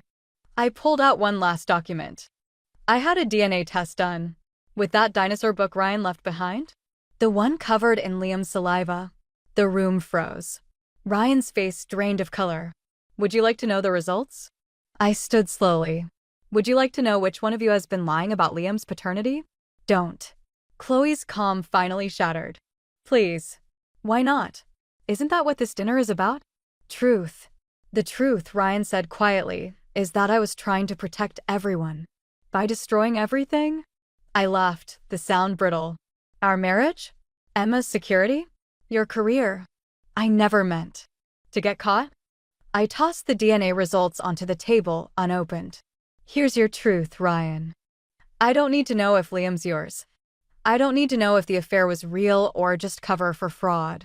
What I need is for everyone to understand exactly what they've done." "What do you want?" Chloe whispered. "Want?" I looked around the table, at Ryan's fear, Evelyn's shock, Aiden's guilt, Chloe's desperation. "I want you all to live with your choices. The SEC gets these files tomorrow. The divorce papers are already filed. And Emma." My voice finally cracked. "Emma never has to know her father chose lies over love." "You'll destroy everything," Ryan said. "No." I headed for the door, grabbing my coat. "You did that yourself. Every lie, every choice, every moment you put your secrets above your family. I'm just making sure everyone pays the proper price." "Where are you going?" Evelyn called after me. "To pick up my daughter." I paused in the doorway. The truth's all there on the table. "Eat up." The door closed behind me, cutting off their protests. In my car, I finally let my hands shake, let the tears fall. Tomorrow would bring consequences, investigations, revelations. But tonight, for the first time in years, I could breathe. Sometimes revenge tastes like freedom. The SEC investigators arrived at 9 a.m. sharp. I watched from my car as they entered Ryan's office building, briefcases in hand. My phone hadn't stopped buzzing since last night. Ryan, Evelyn, even Chloe. I ignored them all. Until Aiden's text, "Chloe's gone." Took Liam. "Ryan's losing it." I found Ryan in our empty house, surrounded by scattered papers and half-packed boxes. The DNA test results lay unopened on the coffee table between us. "Did you read it?" I asked. "Couldn't." His laugh was hollow. "Doesn't matter now anyway. Chloe's running." "With your money?" "With everything." He looked up, eyes red-rimmed. "The SEC's here. Evelyn's not speaking to me. And you." He gestured helplessly. "You destroyed everything." "No." I picked up the test results. "You did that yourself. Every lie, every choice." I had no choice. He surged to his feet. The merger was falling apart. Chloe offered an alibi. It was supposed to be simple. But then she got pregnant. "Not by me." His voice cracked. "She was already pregnant when she approached me. But she knew. Knew I'd do anything to keep the fraud hidden. So she played me. Played everyone." My phone buzzed. "David. Found Chloe. Airport. Terminal C." "She's running with your money," I said quietly. "Everything you tried to protect, gone." Ryan's face crumpled. I deserve it. All of it. But Emma doesn't. Please, don't let her think. Think what? That her father chose lies over love? That he built a life on secrets and fraud? That I didn't love her enough to tell the truth? The front door opened. Chloe stood there, Liam clutching her hand. No yoga pants now, just travel clothes and desperation. You're not going anywhere, I said. Watch me. She pulled out her phone. One call to the SEC. They're already here. I opened the DNA results, finally reading what I'd known all along. And they know everything, including who Liam's real father is. Chloe's face went white. You can't. Aiden Carter. I met her eyes. Ryan's best friend. The one who helped set up the merger. The one who introduced you to Ryan in the first place. Ryan's head snapped up. What? Tell him, Chloe. Tell him how you and Aiden planned it all. How you used Ryan's guilt over the fraud to bleed him dry. How you made him play father to another man's child just to keep your secrets. It wasn't. Chloe's serene mask cracked completely. Aiden said it would be easy. Just pretend to have an affair, provide an alibi. But then I got pregnant and he panicked. Said Ryan would help, would keep quiet to protect everyone. So you took his money. Played on his guilt. Made him think he might be Liam's father. I needed security. Tears streaked her perfect makeup. Aiden wouldn't help. Said he'd deny everything. But Ryan was noble. Protective. Easy to manipulate. Get out. Ryan's voice was ice. Take your son and go. But the money's gone. All of it. I've already confessed everything to the SEC. You'll go to prison, she whispered. Maybe. He picked up a family photo, Emma on his shoulders, both laughing. But at least my daughter will know I finally chose truth over lies. Chloe fled, dragging Liam with her. The door slammed behind them. The SEC's waiting, I said quietly. Ryan nodded, straightening his tie. I know. Will you? Will you tell Emma I'm sorry? That I tried to fix it in the end. Tell her yourself. When you get out. He paused at the door. I did love you, Gabby. That was never a lie. I know. I watched him walk away, shoulders straight. That's what made the betrayal worse. My phone buzzed one last time. David, SEC has Aiden in custody. Confessed everything. I deleted the message, along with all the others. Outside, Ryan's car pulled away, heading toward judgment and consequences. Inside, I stood in our empty house, surrounded by the wreckage of lies and the strange, clean feeling of truth. Sometimes revenge looks like justice after all. The divorce papers lay signed on my lawyer's desk, their crisp finality at odds with the mess they represented. Outside, autumn had given way to winter, matching the chill that had settled over our fractured lives. Ryan's sentencing is tomorrow, David said, walking me to my car. 3 to 5 years, probably. Aiden got 7. I pulled my coat tighter. Chloe disappeared with Liam. Evelyn's selling the house. And you? I smiled, surprising myself with how genuine it felt. I'm going back to work. Morrison and Associates offered me my old position. Marketing executive by day, single mom by night? He bumped my shoulder. Sounds exhausting. Sounds like freedom. My phone buzzed, a text from Ryan. Can we talk? Before tomorrow. I found him at our old spot in Riverside Park, the bench where he'd proposed 12 years ago. He looked smaller somehow, his designer suit replaced by department store casual. Emma asks about you, I said, sitting beside him. What do you tell her? That her father made mistakes, but loves her enough to face them. He nodded, watching a family pass by, mother, father, laughing children. I kept thinking about that DNA test. How it could have been mine. How I almost wanted it to be, to justify everything. Would it have made a difference? No. He smiled sadly. That's what I finally understood. The lies were the problem, not the reasons for them. Did you ever wonder why I left the test unopened at first? Because you already knew the truth? Because the truth about Liam didn't matter. I stood, brushing off my coat. What mattered was what the lies revealed about us. About you. About me. About you. I wanted revenge.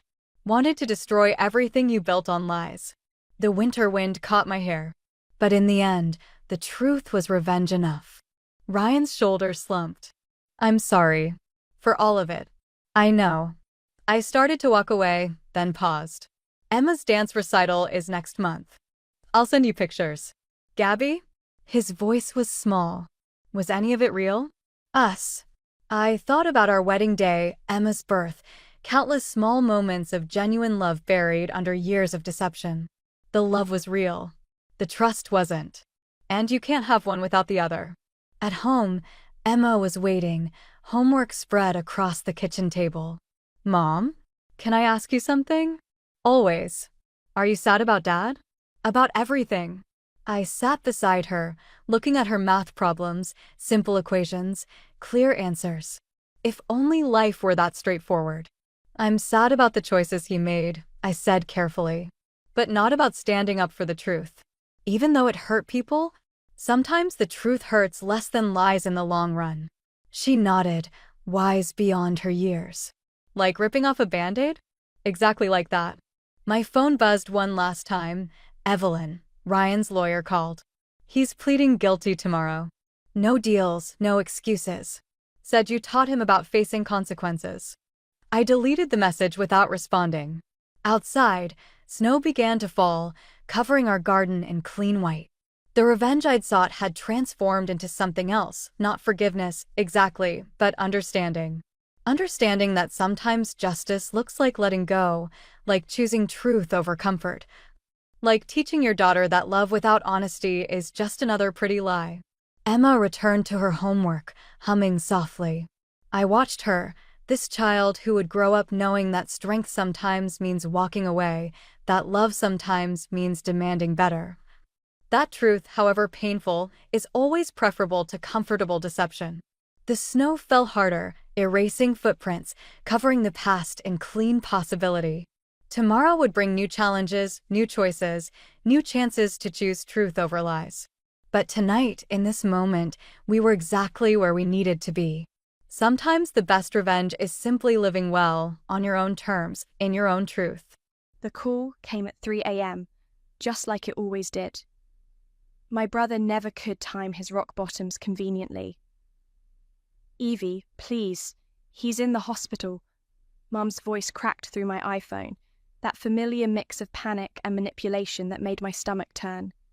The Range Rover's totaled. He was, hi? I finished for her, already knowing the answer. My name is Evangeline, and this was the 7th rock bottom I'd witnessed in 5 years. Or drunk, both. That's not fair. He's trying. I laughed, the sound hollow in my empty apartment. No, Mom, he's not, and neither are you. 2 hours later, I stood in my childhood living room, watching the same scene play out like a tired rerun. Mom pacing, mascara-stained tissues clutched in her manicured hands. Dad slumped in his leather recliner, checkbook ready, defeated. And Jackson, my baby brother, sprawled on the couch with a bandaged head and glazed eyes, playing the part of the repentant addict perfectly. It's different this time, Jackson mumbled, his charm dimmed but not extinguished. I found this amazing facility in Malibu. Ocean views, holistic therapy. $90,000, I cut in. That's what you're really asking for. Mum whirled on me. He needs help. What kind of sister are you? The kind who's already paid for 2 rehab stays? I pulled out my phone, scrolling through my photos. Remember, passages? 60,000. You promised it would stick that time too. And Sierra Tucson before that? Another 50 grand. I'll pay you back, Jackson slurred. Once I get back on my feet. Like you paid back the startup money I lent you, or the rent I covered for 6 months. My voice stayed level, even as my hands shook. Or how about Mum and Dad's retirement fund you drained last year? Dad finally spoke, his voice soft. Evangeline, please. We're family. Family? The word tasted bitter. Was I family when you blamed me for his first overdose because I stressed him out by going to college? When Mum said I was showing off by starting my company instead of staying home to help with him? Jackson tried to sit up, wincing. Sis, I know I messed up, but I'm scared. I could have died tonight. You could have killed someone else tonight, I corrected him. That would have been you, at least. Instead of just killing us slowly, watching you destroy yourself while we enable it. Mom stepped between us, her face twisted with rage. How dare you? He's sick. He needs treatment, not judgment. If you have the money... I do have the money, I said quietly. That's not the point. Then what is the point? She screamed. That you're too selfish to help your own brother? That your precious business matters more than family? You're nothing but a soulless, empty shell who only worships money. The silence that followed felt like glass breaking. I looked at each of them. Mum, trembling with self-righteous fury. Dad, avoiding my eyes. Jackson, already calculating his next move. You're right, I said, reaching for my car keys. I am selfish. I'm selfish enough to stop participating in this circus. I'm selfish enough to say no. And I'm selfish enough to walk away before you destroy me too. If you leave now, Mum's voice turned deadly quiet, don't ever come back. I paused at the door, looking back one last time. That's the first honest thing you've said all night. The door slammed behind me with a finality that should have hurt more. Instead, as I walked to my car, a strange calm settled over me. My phone buzzed. Probably Mom, already backpedaling, trying to reel me back in. I declined the call. Starting the engine, I caught my reflection in the rearview mirror. I looked exactly like the heartless sister they accused me of being. But underneath the composed exterior, something else was taking shape. An idea born of rage and rejection and years of watching addiction destroy not just the addict, but everyone who loved them. I'll save addicts, I whispered to my reflection. Just not the one who buried me first. I pulled away from the house I grew up in, leaving the porch light on behind me. They'd need it later, when Jackson inevitably stumbled out to score whatever would help him forget tonight. But I was done being the light they left on, the safety net, the ATM, the scapegoat. Tomorrow I would start building something new, something that would help people who actually wanted to be helped. And if it happened to show my family exactly what they'd thrown away, well, that was just karma doing her job. My phone buzzed again. This time I turned it off completely. So let me get this straight, Paxton said, leaning back in his chair at the crowded coffee shop. You want to build a virtual rehab platform that's basically the opposite of every luxury treatment centre out there. I nodded, sliding my laptop around to show him the mock-ups. No ocean views, no equine therapy, no crystal healing, just hard work, accountability, and real results at a fraction of the cost. Paxton, former addict, brilliant programmer, and, potentially, my new business partner, studied the screens with intense focus. 6 years sober himself, he'd built a reputation for brutal honesty in the recovery community. You know the rich kids' parents won't like this, he said finally. They want to throw money at the problem, feel good about choosing the fanciest facility. Good. I took a sip of my now cold coffee. That's exactly the mindset I want to break. Addiction doesn't care about thread counts or ocean views. Neither will reclaim. Reclaim? His eyebrow raised. The platform name. Because that's what recovery really is. Reclaiming your life from the mess you made of it. My phone buzzed. Another email from Mum. I deleted it without reading, just like the last 6. This is personal for you, Paxton observed. It wasn't a question. Everything's personal in this industry. I closed my laptop. Are you in or out? He drummed his fingers on the table, thinking. Your brother, the one you told me about, he's still using? Probably, I wouldn't know. I'm not family anymore, according to them. Good. His response surprised me. You can't save someone who's actively drowning you. Trust me, I was that drowning person once. He extended his hand across the table. I'm in, but we do this right. No shortcuts, no special treatment, no exceptions. I shook his hand. Deal. 3 weeks later, I sat in Hallie's office, watching my best friend and PR manager review our launch strategy. The messaging is perfect, Hallie said, pacing energetically, disrupting the rehab industrial complex, making real recovery accessible to everyone, not just trust fund babies. The press will eat it up. Will they eat up the fact that I refuse to help my own brother? Hallie stopped pacing. That's exactly what they'll eat up. You're not just another tech CEO. You're someone who lived this nightmare, who chose tough love over enabling. That's your story. My phone lit up with a notification. An email from Dad this time. Subject line, final notice. Speaking of family drama, I muttered, opening it. Hallie watched my face as I read. That bad. They're formally cutting ties. Apparently, I'm dead to them until I remember what family means and help Jackson. I laughed, but it came out shaky. They even had it notarized. Toxic people love official documentation, Hallie said, taking my phone and setting it face down. Use it. Channel it into Reclaim. Success is the best revenge. The launch email for Reclaim went out exactly 1 month. After that night, I walked away from my family. The response was immediate. Within hours, our inbox flooded with applications from addicts' families and treatment professionals wanting to join the platform.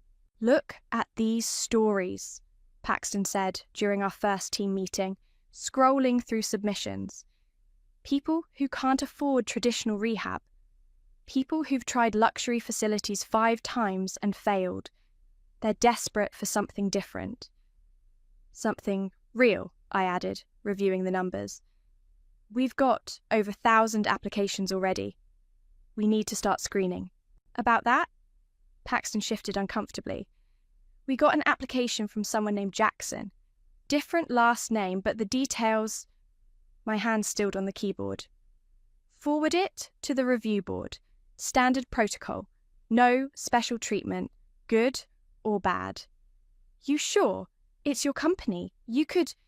It's our company, I corrected him. And we built it on principles. The moment we compromise those, we're just another broken system.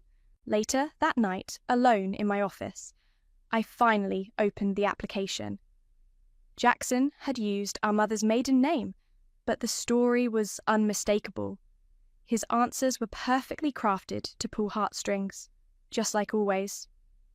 My cursor hovered over the accept button. 1 click and I could be the good sister again, the prodigal daughter, the family savior.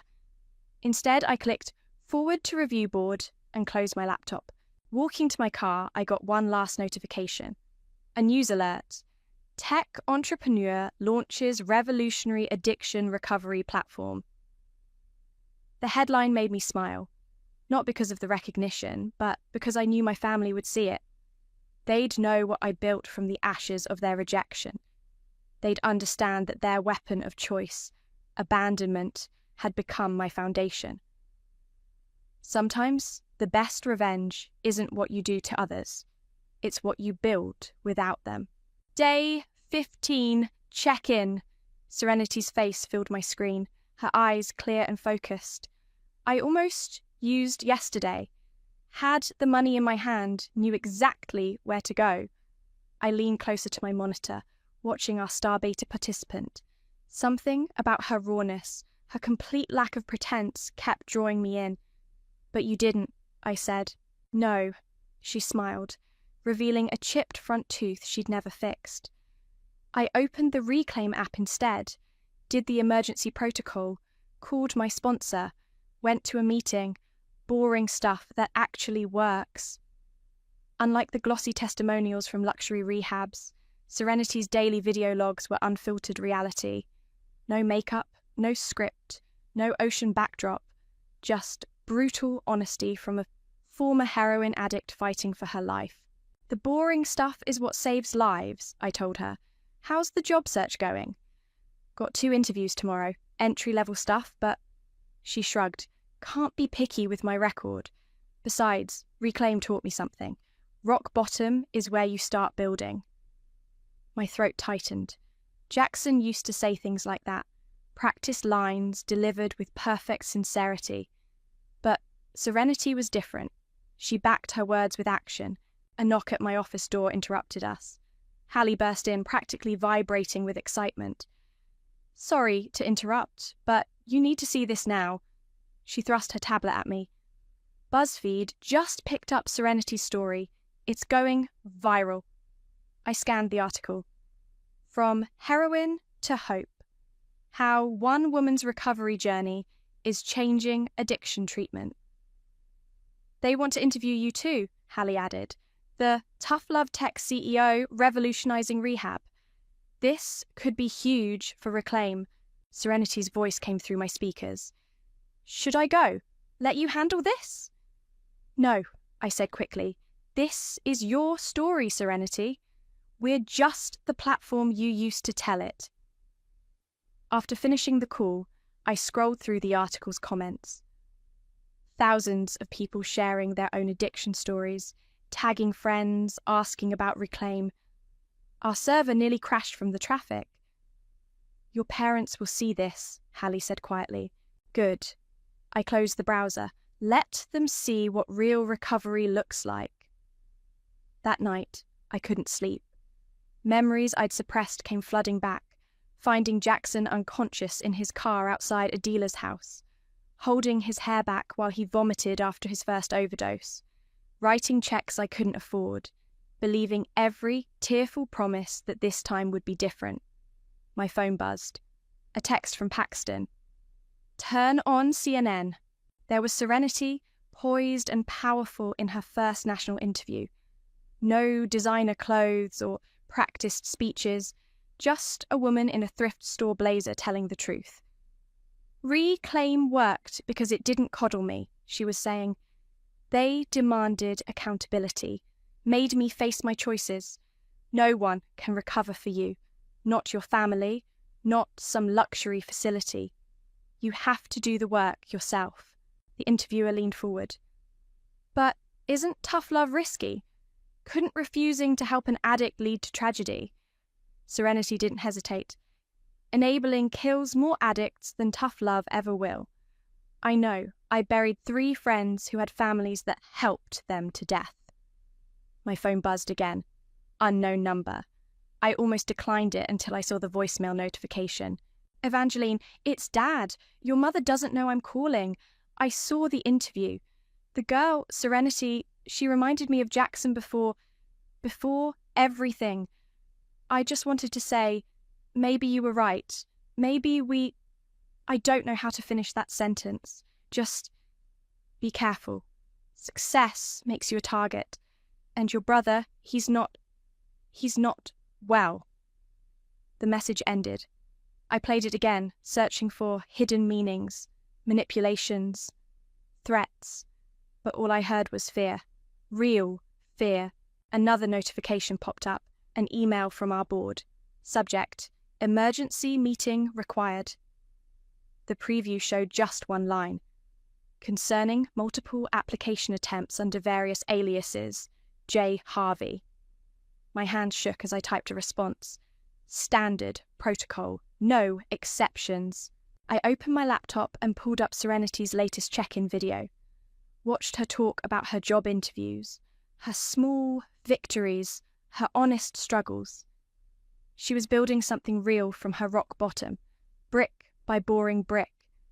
Meanwhile, somewhere in the city, my brother was creating fake identities, trying to game the system, just like always. My phone buzzed one more time. A text from Serenity. Hey, boss, guess what? Got the job. Starting Monday. Thanks for not saving me. Thanks for making me save myself. I stared at her message for a long time, thinking about salvation and consequences, about tough love and real love, about the fine line between revenge and justice. Finally, I texted back. You did the work, you get the credit. See you at tomorrow's check-in.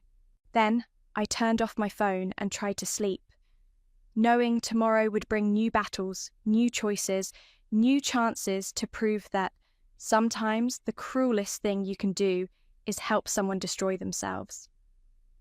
The email arrived during my morning meeting. Subject line: Emergency admission request. Sender: Jackson. Please, I'm ready now. 3 words that used to send me running to his rescue. Now, they just made me tired. Evangeline? Paxton's voice snapped me back to the conference room. The quarterly numbers? Right, I closed my email. We're seeing an 87% completion rate for users who make it past week 3, compared to traditional rehab's 30%. The door burst open. Hallie rushed in, face pale. They're here. Who's here? Your parents. Lobby. Security's stalling them, but I was already moving. Continue without me, I told Paxton. The elevator ride felt endless. Each floor dinged past like a countdown to inevitable collision. When the doors opened, I saw them immediately. Mom looking gaunt and shaky, Dad grey and stooped. They'd aged decades in months. You can't ignore us forever, Mom said as I approached. He's your brother.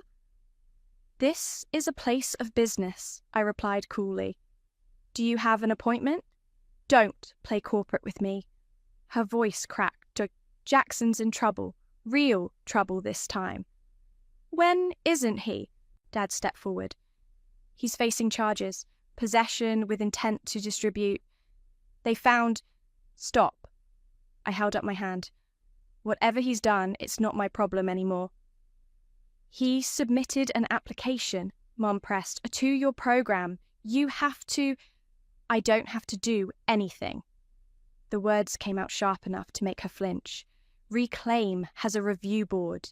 Every application goes through the same process. We're not asking for special treatment, Dad said quietly. Mum whirled on him. Yes, we are. She's his sister. She has influence. She can watch her brother destroy himself? A new voice interrupted.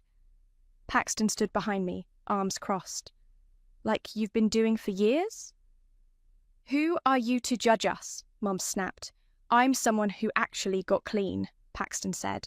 No thanks to people like you who think love means enabling. Security approached, looking uncertain. I nodded at them. Please, escort my parents out, I said. They were just leaving. Evangeline, please. Mom grabbed my arm. Use your connections, your clout. He'll die without help. I carefully removed her hand. He'll die with the wrong kind of help, too. You heartless bitch, she whispered. I hope you're happy in your glass tower while your brother suffers. Security moved in, but Dad held up his hand. We're going. He looked at me for a long moment. You look well, Evangeline. Successful. Don't compliment her, Mom hissed as they walked away. She's dead to us, remember? After they left, I returned to my office and opened Jackson's application. His answers were perfect. Textbook recovery speak. Just what we wanted to hear. Too perfect, Paxton said, reading over my shoulder. Classic manipulation. Flag it for the board, I said. Standard review process. Already done. He sat down across from me. They rejected him an hour ago. Multiple fake applications under different names triggered an automatic ban. My laugh came out hollow. He couldn't even be honest about asking for help. Your parents' visit wasn't a coincidence, Paxton said. They knew he'd be rejected. They came to pressure you. They came to remind me I'm the villain in their story. I closed my laptop. The cruel sister who won't save her brother.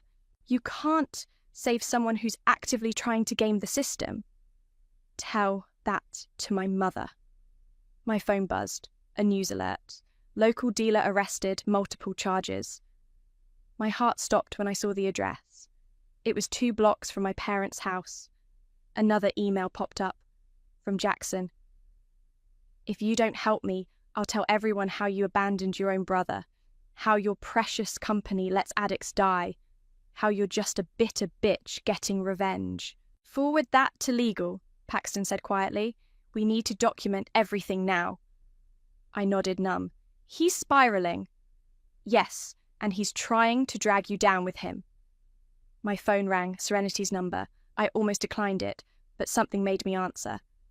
Hey, boss. Her voice was steady, grounding. Heard there was drama in the lobby. You okay? No, I admitted, but I will be. Want to know what my family did when I was using? She asked. Everything yours is doing, enabling, threatening, guilt-tripping. Know where it got me? Nearly dead in a gas station bathroom.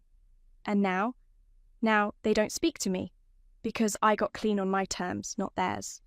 She paused. Sometimes family is the price of survival. After we hung up, I sat in my office watching the city lights come on. Somewhere out there, my brother was plotting his next move. My parents were probably already crafting their next attack. But for the first time, their desperation felt like validation. They wouldn't be here if Reclaim wasn't working.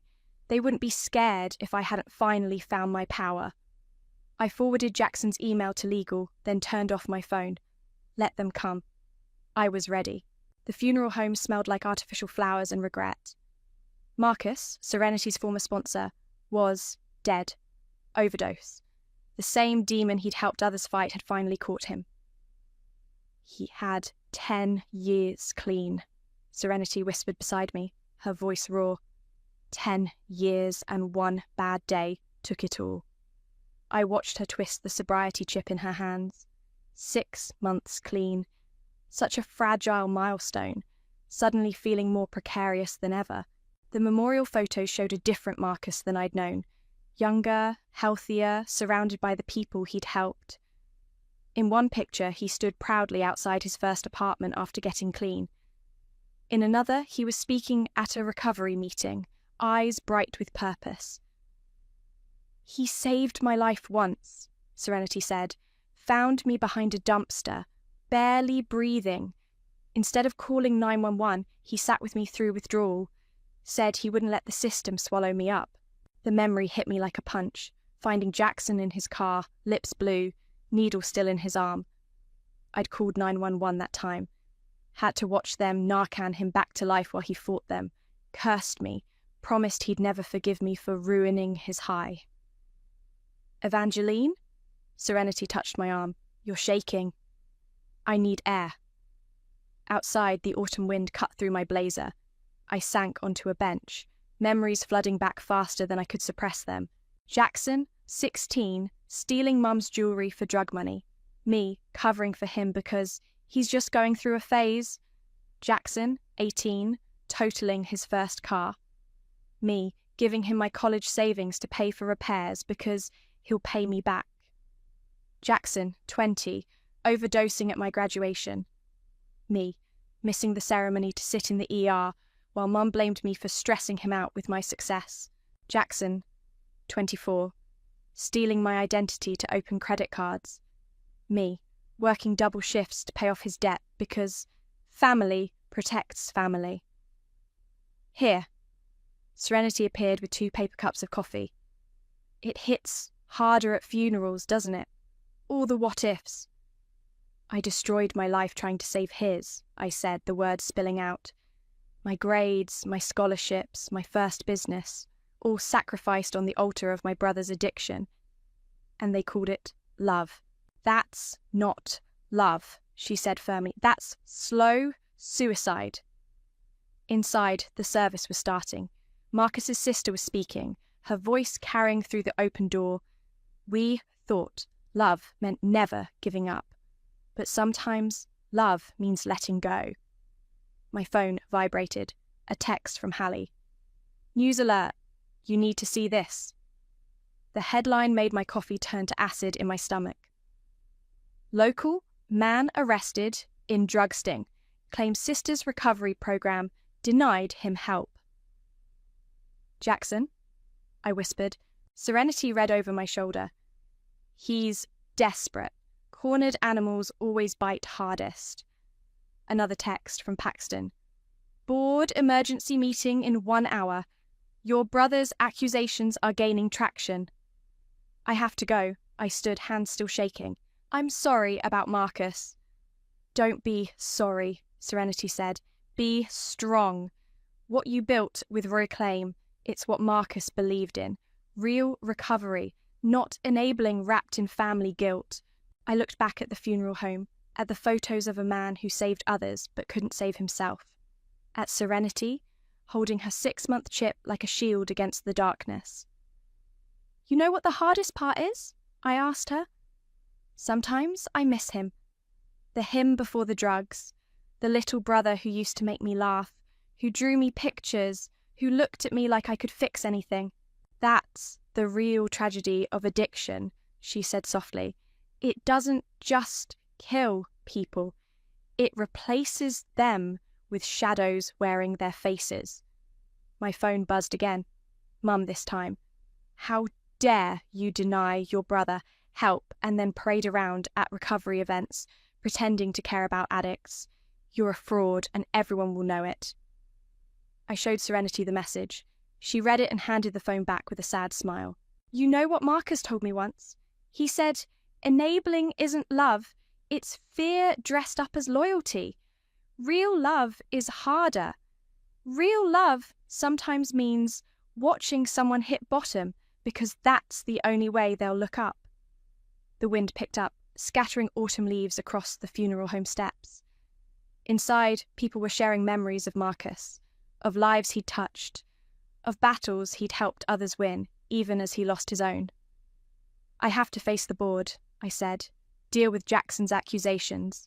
Go, Serenity squeezed my hand. Show them what real recovery looks like. Show them why we can't compromise, even for family, especially for family. I walked to my car, leaving behind the scent of artificial flowers and the weight of what-ifs. Ahead lay another battle, another test of conviction. Marcus had lost his fight, but maybe, just maybe, his death could help me win mine. The media's having a field day, Hallie announced to the packed boardroom. Local news, social media, recovery blogs, they're all running with the story. Tech CEO denies own brother life-saving treatment. I sat silently as she clicked through screenshots. My brother's mugshot, my company headshot. Side-by-side comparisons that made us look like a modern Cain and Abel. Your brother's lawyers are pushing a narrative, our legal counsel explained. They're claiming Reclaim discriminates against applicants with criminal records, that we're elitist, hypocritical. Show them the applications, Paxton said. Hallie pulled up Jackson's multiple attempts. 5 different names, 5 different stories, each one more manipulative than the last. He wasn't rejected for having a record, I said finally. He was banned for lying, for trying to game the system. The public doesn't care about technicalities, a board member argued. They see a sister abandoning her brother. It's bad optics. Optics? Serenti's voice cut through the room. I hadn't even noticed her arrive. Is that what we care about now? Not actual recovery? Mrs. Webb, another board member began, while we appreciate your perspective. My perspective? Serenity laughed sharply. You mean my experience as someone who actually got clean? Who went through this program honestly? Let me tell you about perspective. She walked to the front of the room, commanding attention despite her thrift store clothes and chipped tooth. Yesterday, I buried my sponsor. 10 years clean, then gone. You know what his family said? That they wished they'd been tougher, that they wished they'd stopped enabling him sooner. She pointed at Jackson's mugshot. This man doesn't want recovery. He wants a get-out-of-jail-free card. The board needs to vote, the chairman interrupted. Ms. Harvey, as CEO, you should recuse yourself. I stood. Agreed. But first, let me say something. All eyes turned to me. I took a deep breath, thinking of Marcus's funeral, of all the lives lost to well-intentioned enabling. Reclaim works because we don't compromise. Every success story we have, including Serenity, is built on that foundation. The moment we start making exceptions, we become just another broken system. Even if it costs you your brother? Someone asked. My brother was lost long before this, I said quietly. I'm not willing to lose everyone else we could help just to maintain the illusion that I can save him. I walked out, leaving them to vote. In the hallway, Paxton followed. Your mother's outside, he warned. Press 2. Of course she is. I checked my phone. 17 missed calls. What's she saying? The usual, that you're heartless, that you're punishing Jackson for old grievances, that you... He stopped as my phone rang again. Speaking of the devil, I muttered, showing him Mum's name on the screen. Put it on speaker, he suggested. I answered. Mum's voice filled the hallway, tight with fury. I hope you sleep tonight knowing you killed your brother.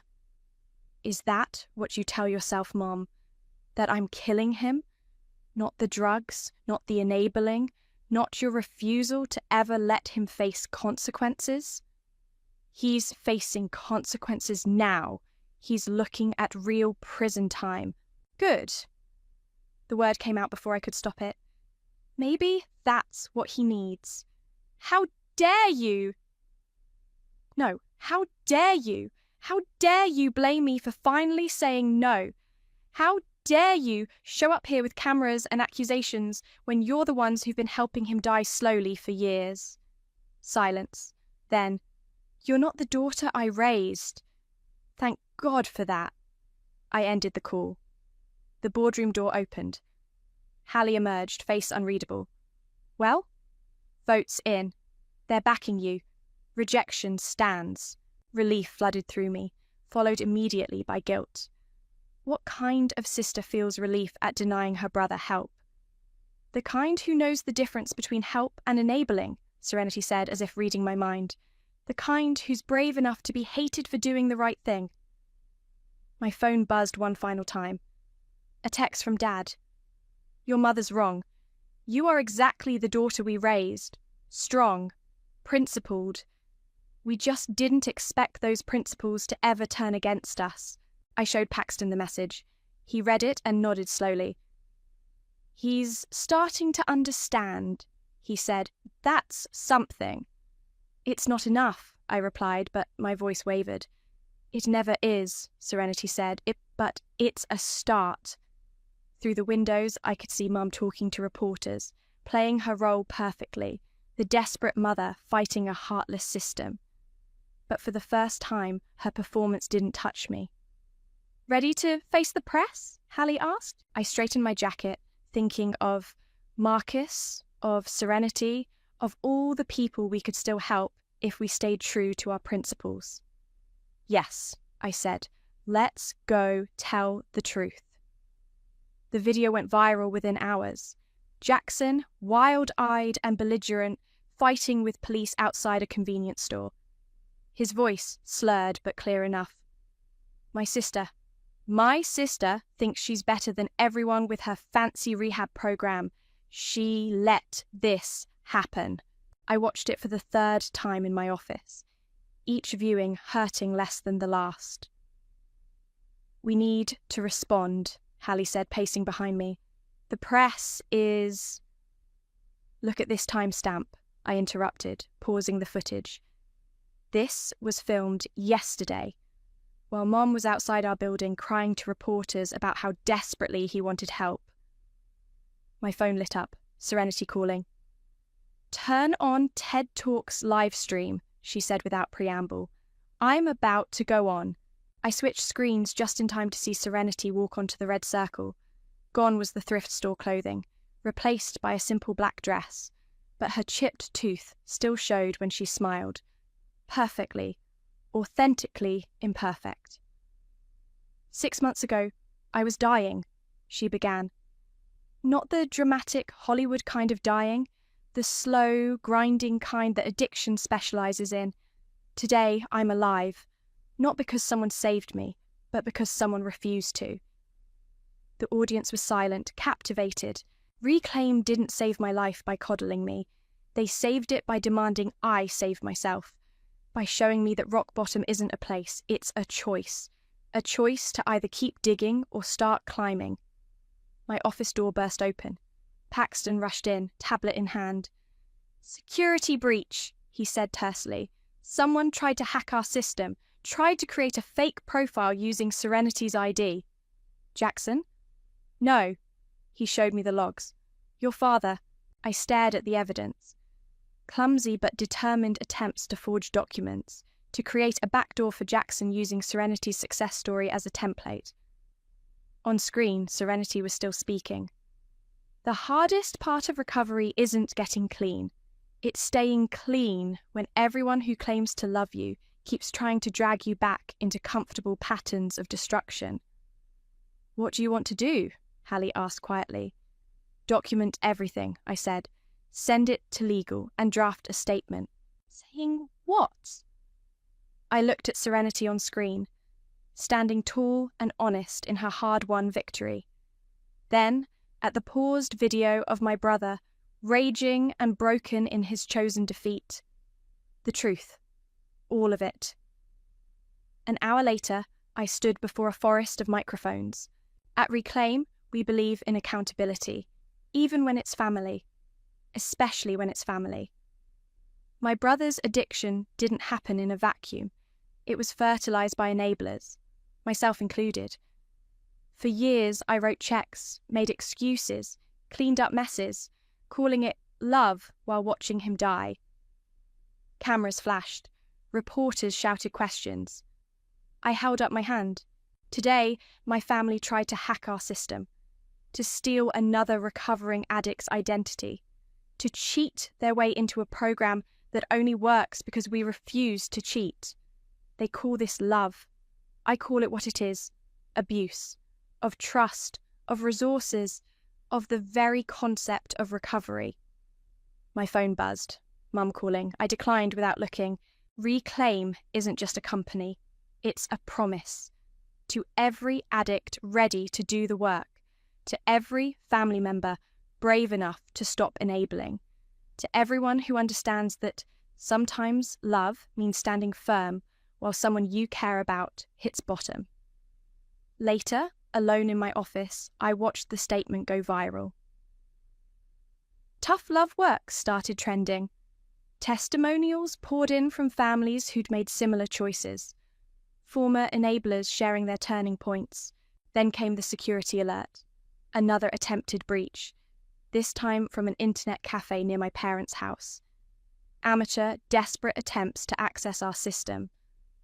My phone lit up with a text from Dad. "Your mother doesn't know, I had to try something, anything. He's getting worse." Before I could respond, another alert popped up. A news update. Local man arrested for assault and drug possession after convenience store altercation. Jackson's mugshot stared back at me. No more wild eyes or slurred accusations. Just empty defeat.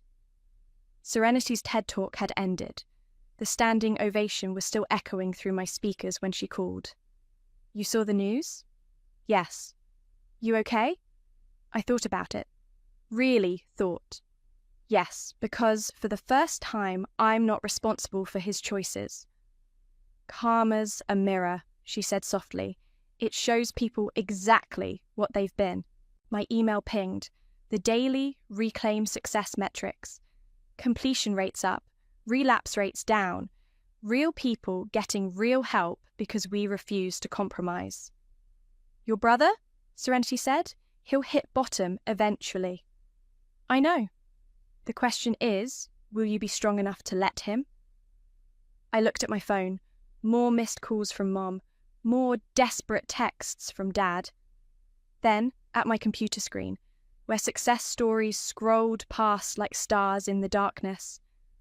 "I already am," I said, and meant it. "You should see this place." Serenity's voice echoed through my car's speakers as I drove home. "We've got 3 floors now. Real beds, not just cots. A computer lab for job searches. It's everything we dreamed Reclaim could be." I smiled, picturing her giving tours of her new recovery centre. Send pictures. I want to see what you've built." "What we built," she corrected. "None of this exists without you taking that first stand." Rain pelted my windshield as I pulled into my driveway. "How's the success rate?" 78% completion.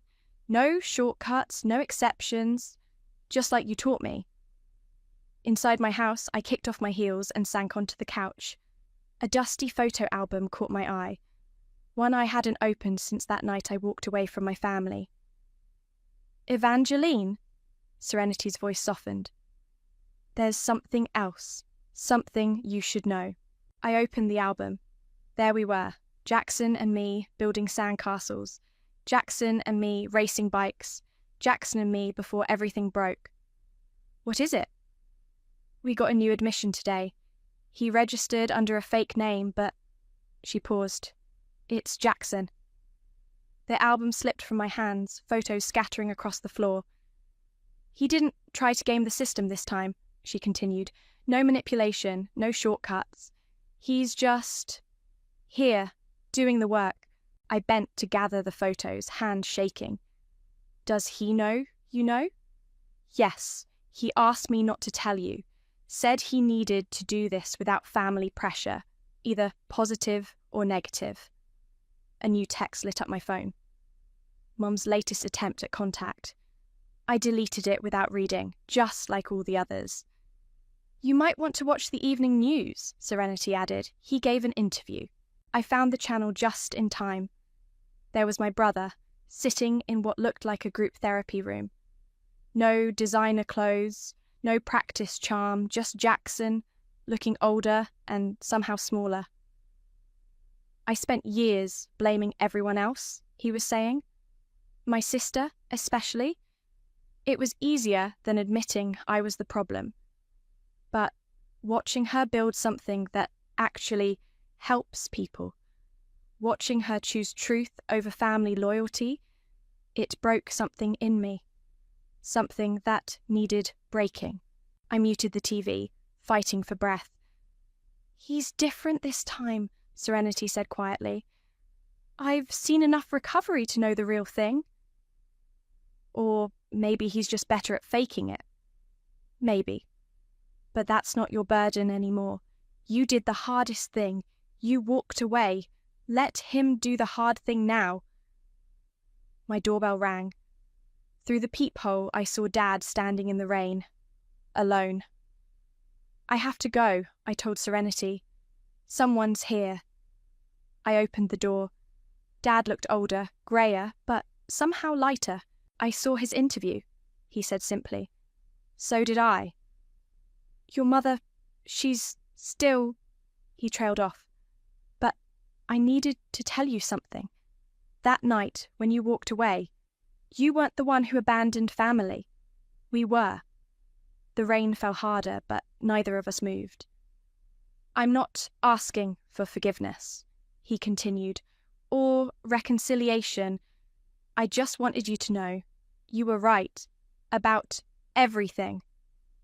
My phone buzzed again. A video message from Serenity. I opened it there, with Dad watching. The footage showed Jackson in a group session.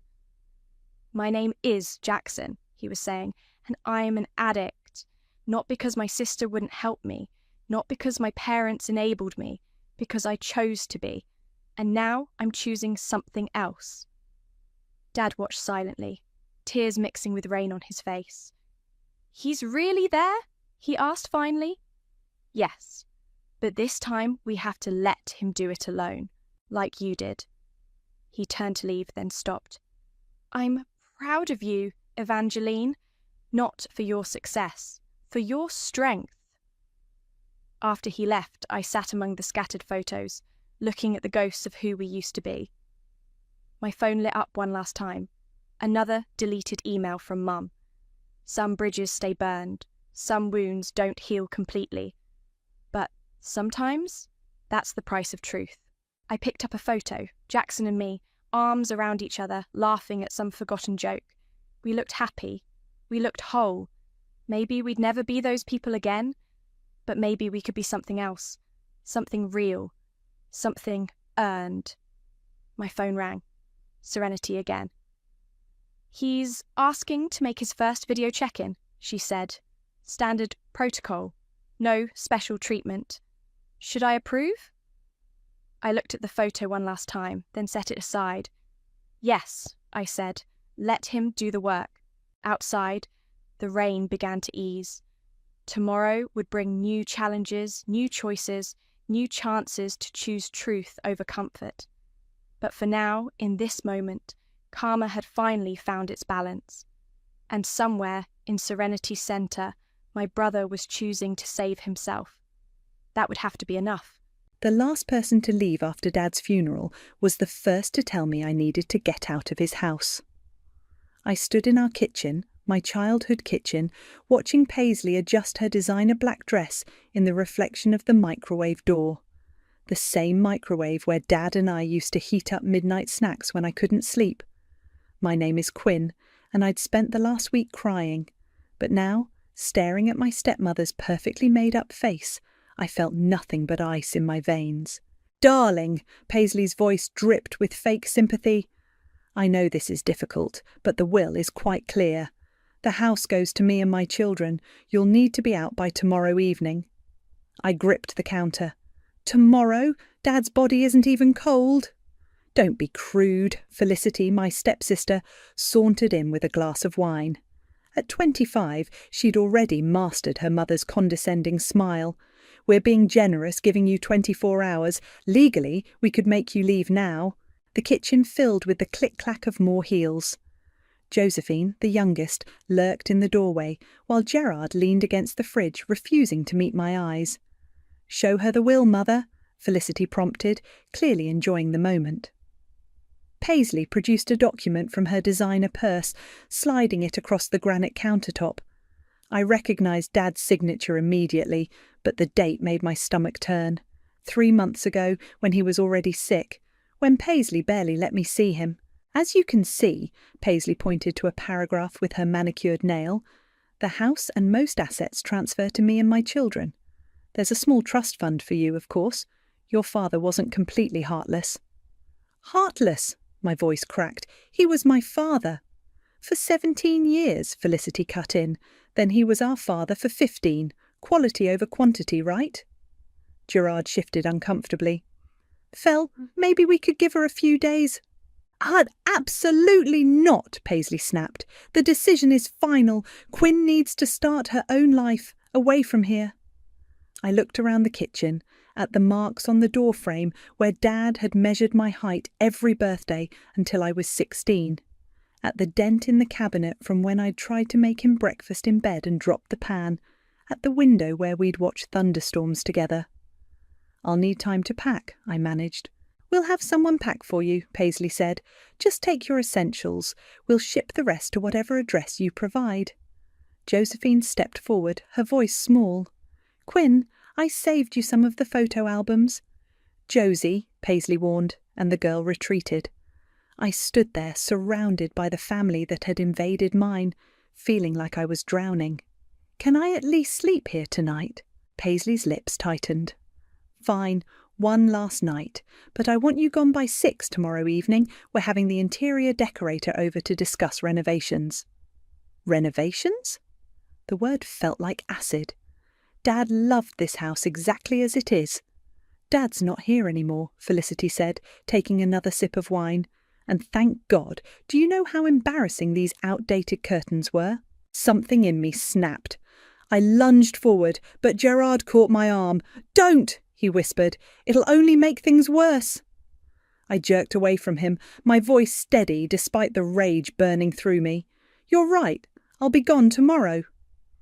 As I turned to leave, Paisley called out, "Oh, and Quinn, don't get any ideas about taking things that aren't yours. We've photographed every room." I climbed the stairs to my old bedroom, each step feeling heavier than the last. Through the walls I could hear them laughing downstairs, probably already planning which rooms they'd claim. Sitting on my bed, I pulled out my phone and called Julian, my oldest friend. "They're kicking me out," I whispered when he answered. "What? They can't do that. It's your dad's house." "Apparently they can. There's a will." "That doesn't sound like your dad," Julian said. He wouldn't. His words triggered something in my memory. A conversation from months ago, before Dad got really sick. We'd been in his study and he'd said something odd. If anything ever happens to me, check the safe behind the bookshelf. Not everything will be in plain sight. I sat up straight, my heart pounding. Julian, I need to go. But tomorrow I might need your help. Hanging up, I listened to the voices downstairs. They thought they'd won. They thought tomorrow they'd watch me walk away from my home, my memories, my inheritance. But Dad had taught me one thing above all else: always have a backup plan. I waited until midnight when the house grew quiet. It was time to visit his study. The floorboard outside Dad's study always creaked. I'd memorized its exact location years ago, tiptoeing past it countless times during late-night raids to his candy stash. Tonight, I stepped over it carefully, listening for any movement from the other bedrooms. Silence. The study door wasn't locked. Paisley probably thought she'd already won. Moonlight filtered through the windows, casting shadows across Dad's leather chair, his collection of first editions, the chess set where he'd taught me to play. I closed the door behind me and clicked on my phone's flashlight. Behind the bookshelf, I whispered to myself. But which one? The study had floor-to-ceiling shelves on 3 walls. I ran my fingers along the spines of his books, remembering how he'd read to me here. The memories threatened to overwhelm me, but I pushed them back. "Focus, Quinn!" A soft knock made me jump. "It's just me," Gerard whispered, slipping inside. "Need help?" I aimed my flashlight at his face. "Why would you help me?" He shifted uncomfortably. "Because Mom and Felicity are being cruel, and because I saw Dad talking to his lawyer last month. He seemed worried." "What lawyer?" "Franklin something. Old guy, bow tie." I remembered Franklin Wise. He'd been Dad's friend for decades. "What did they talk about?" Gerard shrugged. "Couldn't hear, but Dad kept pointing at that shelf." He gestured to the far wall. "The one with all the poetry books." I moved to the shelf, examining it closely. The books were arranged perfectly. Too perfectly. "Help me pull it forward." Together, we gripped the edges of the shelf and pulled. It swung out like a door, revealing a small wall safe behind it. "Holy shit," Gerard breathed. My hands shook as I approached the safe. "What's the combination?" "No idea, but knowing Dad..." Gerard trailed off. Knowing Dad, it would be something meaningful. I thought for a moment, then tried my birthday. Nothing. "Try Mum's death date," Gerard suggested quietly. I looked at him sharply. He'd never acknowledged my mother before. I entered the date, 03/17/05.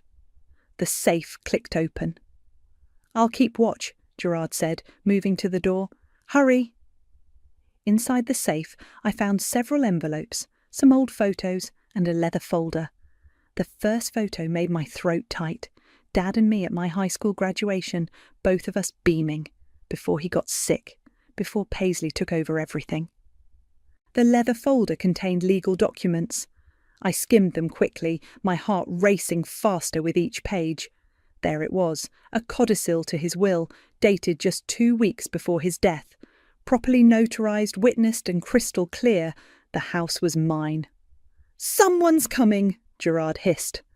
I shoved everything back except the codicil, which I tucked into my pyjama pocket. We quickly pushed the bookshelf back into place. The door opened. Felicity stood there in her silk robe, eyebrows raised. Well, what's this?" "Couldn't sleep," I said smoothly. "Wanted to say goodbye to Dad's study." "With Gerard?" She smirked. "How touching. A little late-night bonding before you're kicked to the curb." Gerard stepped forward. "Leave it alone, Fel." "Does Mum know you're helping her?"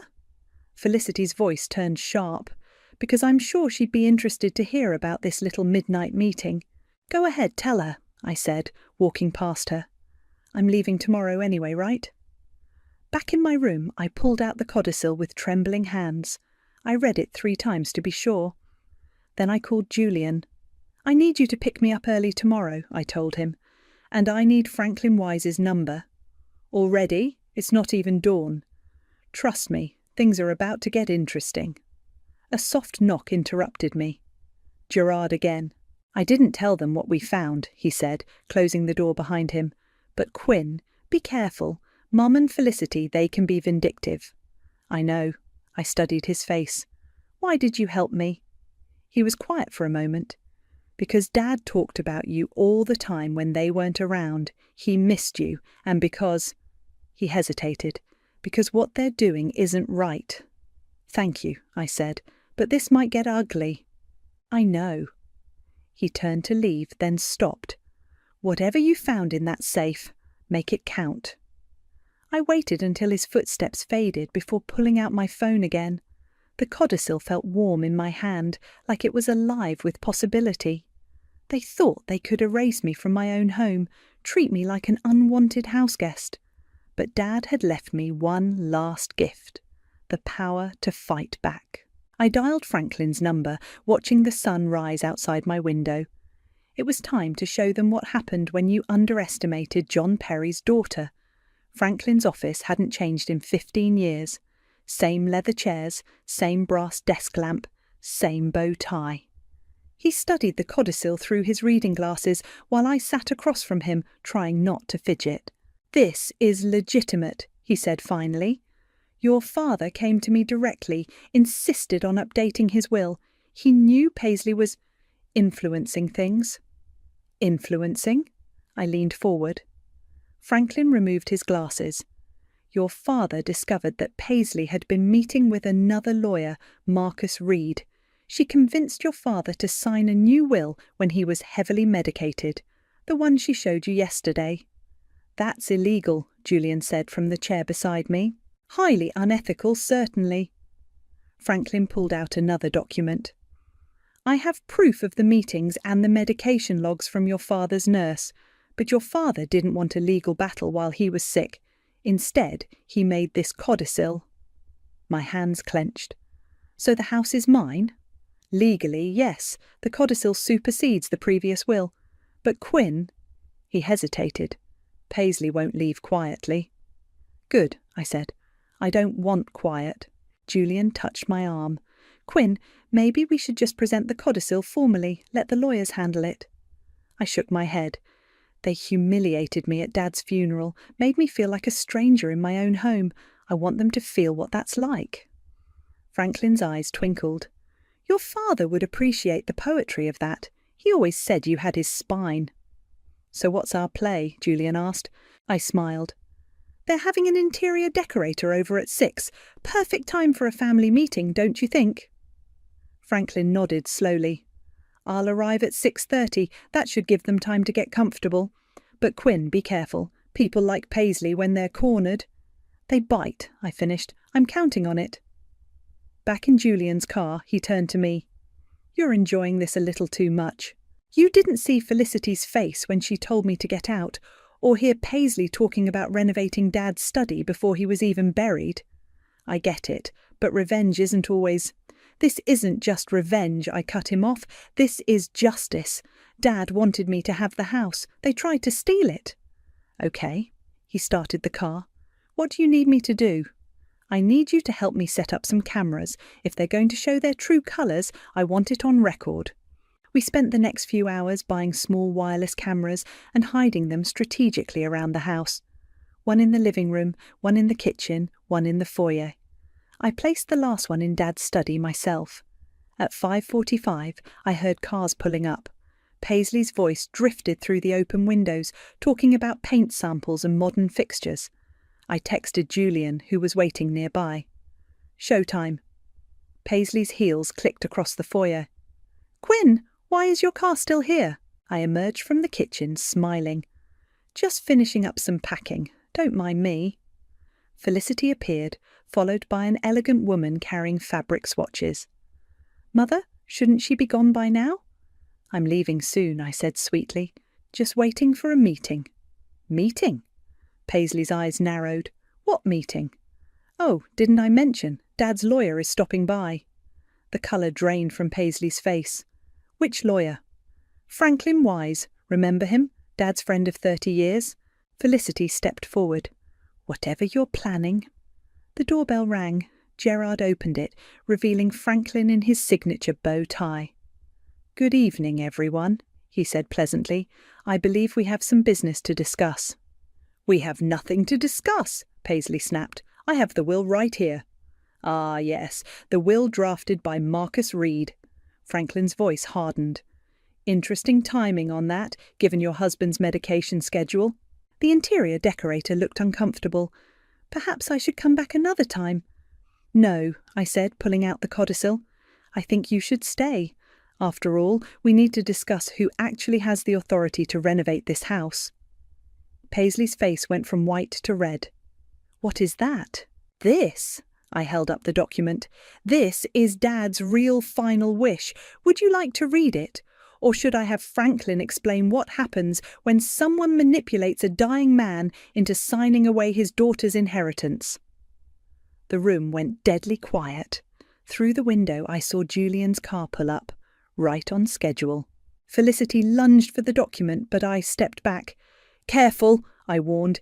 "Everything happening right now is being recorded. How do you think a judge would view that kind of behaviour?" "You're bluffing," Paisley whispered. I pulled out my phone, showing them the live camera feeds. "Am I?" The interior decorator gathered her things quickly. I'll call to reschedule." "Don't bother," I said, not taking my eyes off Paisley. "I'll be handling all decisions about this house from now on." The next morning, I sat in the living room, pretending to sort through old photos while Paisley paced the floor on her phone. Her voice carried through the house, shrill with desperation. "Marcus, you promised this wouldn't happen? No, you listen to me. Fix this, or I'll make sure everyone knows about our little arrangement." I kept my eyes down, but my phone was recording everything. Julian had helped me download an app that enhanced audio quality. Every word was crystal clear. Felicity stormed in, still in her pyjamas. "This is ridiculous. We can't let her win." "Lower your voice," Paisley hissed, covering her phone. "Marcus, I'll call you back." I flipped through another photo album, pausing at a picture of Dad teaching me to ride a bike. "Oh, look at this one. Remember this, Felicity? Oh, wait, you weren't here yet." "Enjoy it while you can," Felicity spat. "We're contesting the codicil." "With what evidence?" I looked up innocently. "The part where you manipulated Dad while he was on morphine, or the part where you kept me from seeing him those last weeks?" Josephine appeared in the doorway, looking uncertain. "Mum, maybe we should just—" "Shut up, Josie," Felicity snapped. "Go pack your things." "Nobody's packing anything," Paisley said firmly. "This isn't over." I stood up, stretching. "You're right, it's not. I'm still deciding what to do about the fraud. Franklin thinks we have a strong criminal case." The colour drained from Paisley's face. "You wouldn't dare." "Try me." I walked to the window, watching Julian's car pull up, right on cue. "Oh, look, help has arrived. I'm having the locks changed today." "You can't do that." Felicity lunged forward, but Paisley grabbed her arm. "Don't give her more ammunition," she warned. I smiled. "Smart. The cameras are still rolling, by the way. Every word, every action." Gerard appeared, looking exhausted. "Mum, can we talk? Privately?" "Not now," Paisley snapped. "Yes, now." He grabbed her arm, pulling her toward the kitchen. I picked up another photo album, but kept my phone recording. Their voices carried clearly. "This is insane," Gerard was saying. "We need to stop." "I will not be humiliated by that girl." "That girl is Dad's daughter, his real daughter." A slap echoed through the house, then silence. I winced, but kept my face neutral as Paisley stormed back in. Her hands were shaking. "You think you've won?" she seethed. "You have no idea what I'm capable of." "Actually, I do." I held up my phone. "That slap sounded pretty clear, don't you think? Wonder what social services would think about how you treat your kids." Josephine started crying. "Mum, please, let's just go." "Nobody's going anywhere," Paisley screamed. Julian walked in, toolbox in hand. "Everything okay in here?" "Perfect timing," I said. "The locks need changing in the whole house, every door." "You heard her," Felicity sneered. "We're not leaving." "Then I'll call the police," I said calmly. "I have the legal documents showing my ownership, plus evidence of fraud, abuse and harassment. Your choice." Gerard emerged from the kitchen, his cheek red. Mum, she's right. We need to go. Gerard? Paisley looked betrayed. No, Mom, look at yourself. Look at what you're doing to us. To yourself. Felicity grabbed a vase, one of Dad's favourites, and hurled it at the wall. It shattered spectacularly. Perfect, I said, as Julian's camera caught everything. That'll look great in court. You bitch, Felicity whispered. You planned all of this? Actually, you did. I'm just better at it. I turned to Julian. Start with the front door, please. Paisley's shoulders sagged suddenly. She looked older, defeated. Fine. You want the house? Keep it, but don't think this is over. Oh, I know it's not, I replied. But here's the difference. I have proof of everything you've done. Every scheme, every lie, every manipulation. One wrong move and it all goes public. How's that for leverage? Josephine touched my arm. Quinn, please. I softened slightly. You can come get your things tomorrow, supervised, 1 hour each. How generous, Felicity spat. More generous than you deserve, Julian said, starting work on the locks. I watched them retreat upstairs, listening to their angry whispers and slammed doors. The house already felt different, lighter somehow. Gerard lingered behind. I'm sorry, he said quietly, about everything. I know. I touched his arm gently. You can come back too, just not with them. He nodded and followed his family upstairs. I sat back down with the photo albums, running my fingers over Dad's smiling face. See, I whispered, I told you I'd fix it. The sound of packing and cursing drifted down from above, but for the first time since Dad died, I felt at peace. The house was mine, justice was mine, and this was just the beginning. The next day, I sat in Dad's study while Franklin supervised the moving out process. Each family member had their designated hour, and Felicity was up first. The sounds of her stomping around upstairs made the chandelier shake. She's doing it on purpose, Julian muttered from his spot by the window. Let her, I said. Every tantrum is more evidence. A crash echoed from above, followed by Felicity's voice. Oops, was that Quinn's old cheerleading trophy? Franklin sighed. I'll add it to the list of damaged property. My phone buzzed. A text from Gerard. Mum's meeting with another lawyer, planning something big. Before I could respond, Paisley swept into the study, uninvited. We need to talk. Your hour isn't until 3, I said, not looking up from Dad's desk. This isn't about moving. She perched on the leather chair across from me. I have a proposal. Julian stepped closer, phone ready to record. Half, Paisley said. We split everything 50-50, the house, the assets, everything. I laughed. You're not in a position to negotiate. No, she leaned forward. What if I told you there are things about your father you don't know, things that could damage his reputation? The room went quiet except for Felicity's continued stomping upstairs. Are you threatening to slander my dead father? I kept my voice steady. I'm offering you a chance to protect his memory. Paisley's smile was razor sharp. Those last months he was confused, said things, wrote things. Would be a shame if those ramblings became public. Franklin cleared his throat. Mrs. Perry, I advise you to consider your next words carefully. Stay out of this, Franklin. She turned back to me. What's it going to be, Quinn? Share the house or watch your father's legacy burn? I opened Dad's desk drawer slowly, pulled out a small recorder.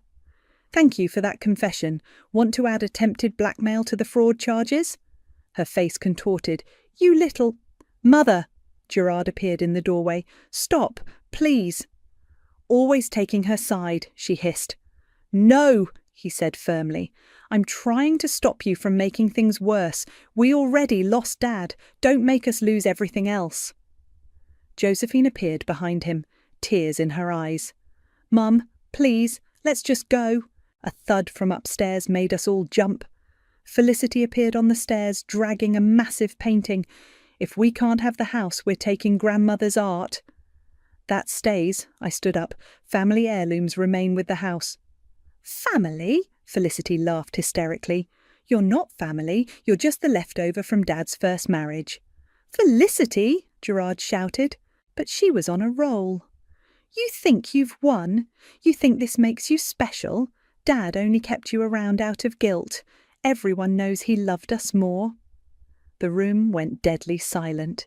Even Paisley looked shocked. I walked to Felicity slowly, calm and collected. You want to know what Dad really thought? Read this. I pulled out a letter from my pocket, one I'd found in the safe. His last words to me. Go ahead. Her hands shook as she read. Her face went from smug to pale. What does it say? Josephine whispered. Felicity crumpled the paper. He's lying. He was sick. He didn't know. Read it, Gerard demanded, snatching the letter. His voice cracked as he read aloud. My dearest Quinn, I'm sorry I let them push you away. Everything I built, everything I am, was always meant for you. They may have had my time, but you had my heart. Don't let them take what's yours. Love, Dad. Paisley grabbed the letter. This proves nothing. It proves everything, Franklin said quietly, along with the videos, the recordings and the medical records. Quinn, shall I call the police? Josephine burst into tears. Gerard put his arm around her. No, I said finally. Just get out, all of you. Take your clothes, your personal items. Everything else stays. You can't, Felicity started. I can, I am. You have 30 minutes. Anything left behind gets donated. Paisley straightened her spine. This isn't over. Yes, it is. I sat back at Dad's desk. Unless you want those fraud charges after all? They filed out slowly, Felicity cursing, Paisley rigid with fury. Josephine paused at the door. I'm sorry, she whispered. I didn't know. Go with them, Josie, I said gently. But remember this feeling. Remember what happens when you follow the wrong people. Gerard was last. The letter? Did he really write that? I met his eyes. What do you think? He nodded slowly and left. Julian started a timer on his phone. 30 minutes. I looked around Dad's study at the empty spaces where Felicity had already grabbed things, but it didn't matter. The house was mine. His legacy was safe. And my revenge? It tasted exactly like justice.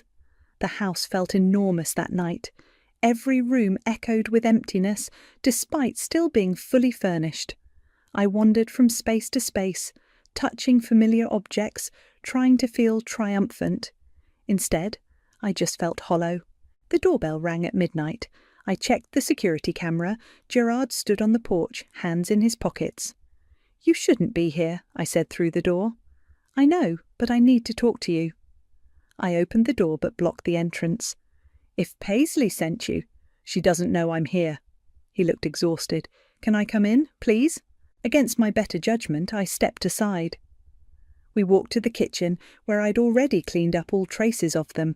Their coffee mugs, their fancy tea containers, their pretentious organic snacks. Want some hot chocolate? I asked. Dad's secret recipe. With the tiny marshmallows? Is there any other way? For a moment it felt almost normal, like we were actually siblings who grew up together, not strangers forced into a family. They're staying at the Marriott, he said, watching me heat the milk. Felicity's having a meltdown. Mum's on her 4th glass of wine. Josephine won't stop crying. Not my problem. I know. He accepted the mug I handed him. But Quinn, there's something you should know about the day Dad signed that will. I gripped my mug tighter. I don't want to hear, you need to. His voice was firm. I was there. Mum told me to keep you busy, to take you to lunch, remember? I did remember. It had seemed so innocent at the time. While we were gone, she brought Marcus to the hospital. He was having a bad day, really bad. The nurses had just given him morphine. Stop, I whispered. He kept asking for you, but Mum told him you were too busy, that you didn't want to see him. She made him think. The mug slipped from my hands, shattering on the floor. Hot chocolate splashed everywhere. Don't move, I said automatically, grabbing paper towels, just like Dad used to say whenever we spilled something. Gerard knelt to help me clean up. I should have told you then, but Mum, she has a way of making you feel like you're crazy for questioning her. Why tell me now? Because I watched her destroy one family. I don't want to watch her destroy what's left of this one. I sat back on my heels, surrounded by ceramic shards.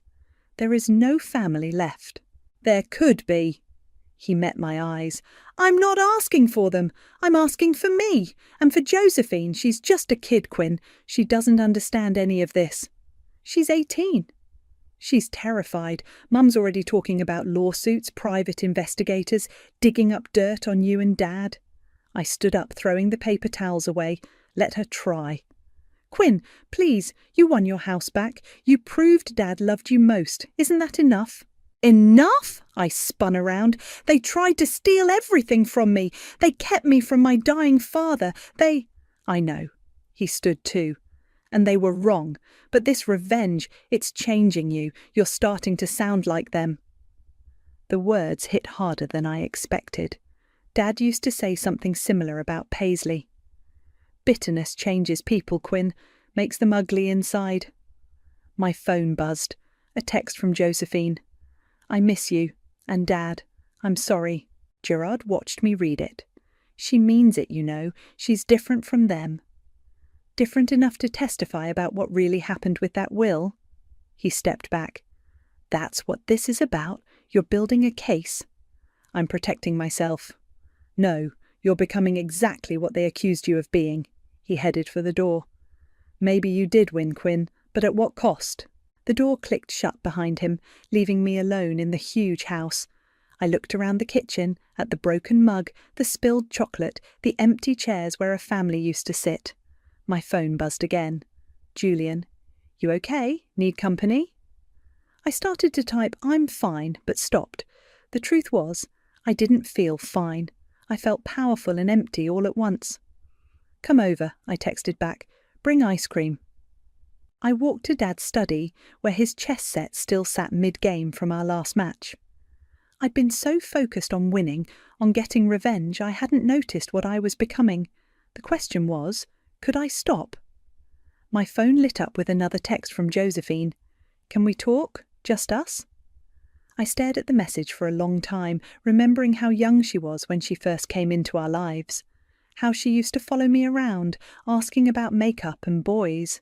Tomorrow, I typed back, coffee shop on Main, just us.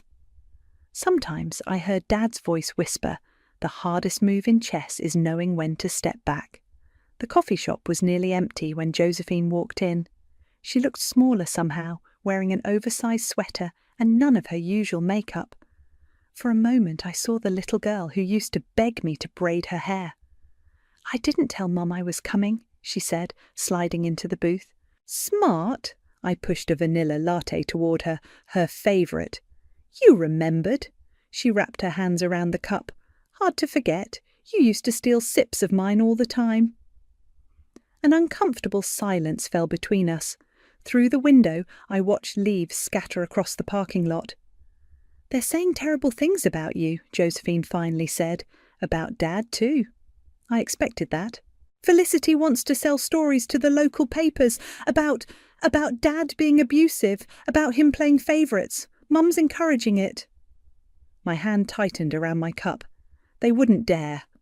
They would. Mum's desperate. Josephine glanced around and lowered her voice. She's been calling Dad's old business partners, trying to find dirt. And this morning I saw her with Dad's watch, the one you always loved. She said she'd make sure you never got it. The silver pocket watch? My stomach dropped. Dad had promised it to me on my 16th birthday. Josephine nodded. She gave it to Felicity to hide. I'm not supposed to know where. Why are you telling me this? Her eyes filled with tears. Because it's wrong. All of it. The lies, the schemes. I can't sleep at night. I keep seeing Dad's face. How sad he was those last weeks when he asked for you.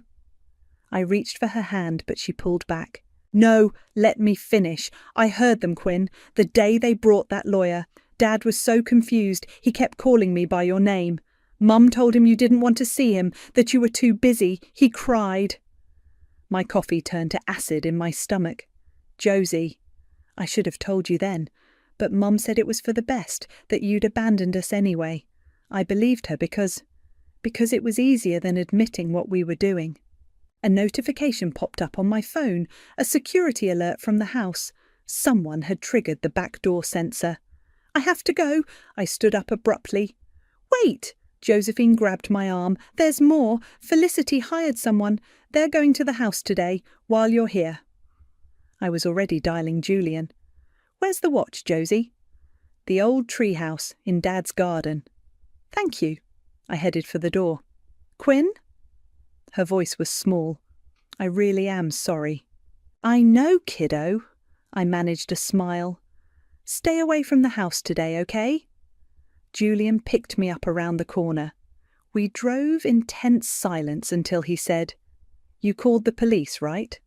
"Not yet. I want to catch them in the act." "That's crazy. They could be dangerous." "They're not. It's probably just Felicity being dramatic." I pointed to a car parked near my house. "See? That's her BMW." We parked down the street and approached quietly. The security app showed movement in the garden. "Got you," I whispered, leading Julian around back. We found Felicity halfway up the treehouse ladder, cursing as she struggled in her designer boots. "Looking for something?" I called out. She screamed and lost her grip. Julian rushed forward to catch her before she fell. "Get your hands off me!" She shoved him away. "Breaking and entering," I said, filming with my phone. "That's a felony, Felicity." "It's my house too." "No, it's not. And that watch you're trying to steal? Dad promised it to me years ago. I have it in writing." "You have everything in writing, don't you?" She spat. "Little Miss Perfect, Daddy's favourite." At least I didn't have to drug him to get what I wanted. She lunged at me, but Julian stepped between us. "Enough! Quinn, call the police." "No," I said, surprising myself. "Let her go." "What?" "Go, Felicity, but tell Paisley this ends now. No stories to the papers, no more schemes, or next time I press charges." She straightened her designer jacket, trying to salvage her dignity. "You think you're so much better than us?" "No," I said quietly. "I just loved him more than I hated you."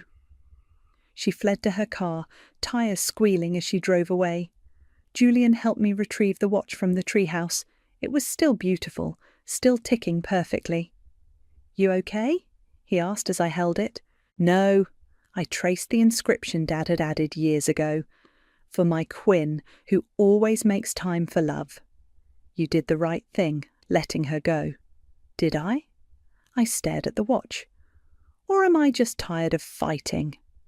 Maybe both. He squeezed my shoulder.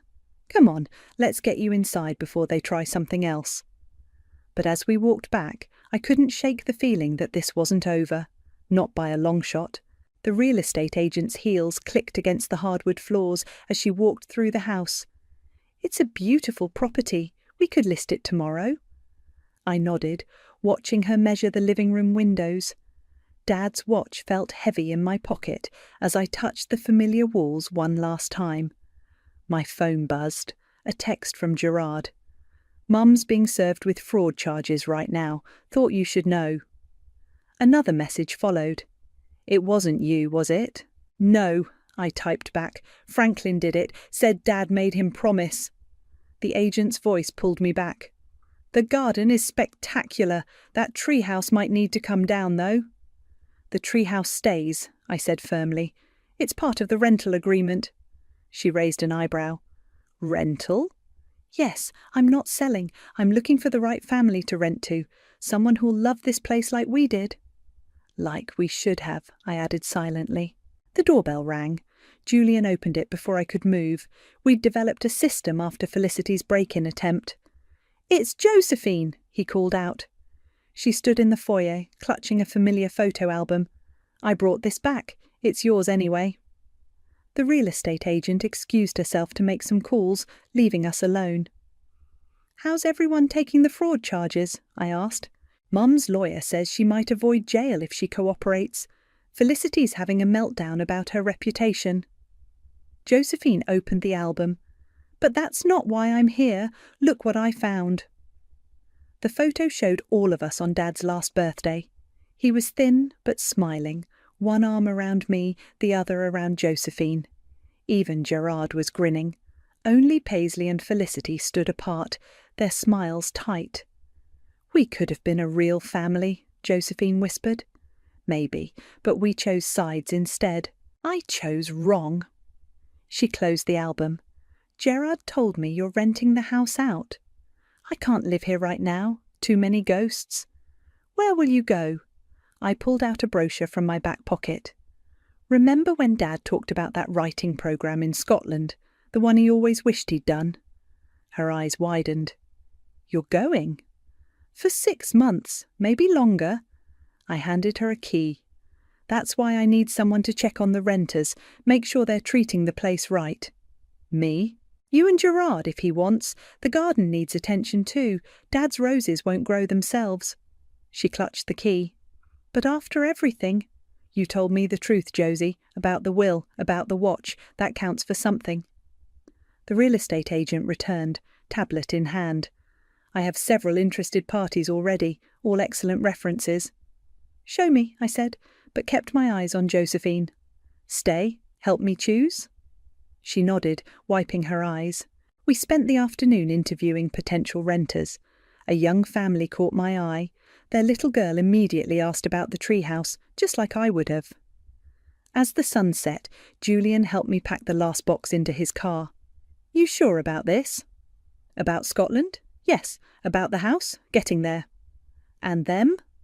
He nodded toward Josephine, who was showing the family around the garden. "Them?" I pulled out Dad's watch. "I'm learning something Dad tried to teach me. Revenge feels good for a moment, but grace lasts longer." Gerard's car pulled up. He got out slowly, uncertainly. "The roses need pruning," I called out. "Think you remember how?" He smiled slightly. "Dad made us practice enough." "Good, because I left instructions for both of you. Garden maintenance, house checks, the works. Think you can handle it? Together?" He glanced at Josephine. "Together," she echoed, joining us. I handed Gerard a copy of the key. "Don't make me regret this." "We won't," they said in unison, sounding young again. Later, as Julian drove me home, I looked at the final text from Paisley. "You'll regret this, all of it." I deleted it without responding. She'd lost everything that mattered. Her reputation, her social standing, her control. My revenge had worked perfectly. But watching Gerard and Josephine in the rearview mirror, standing together in Dad's garden, I realised something. The best revenge wasn't taking everything from Paisley.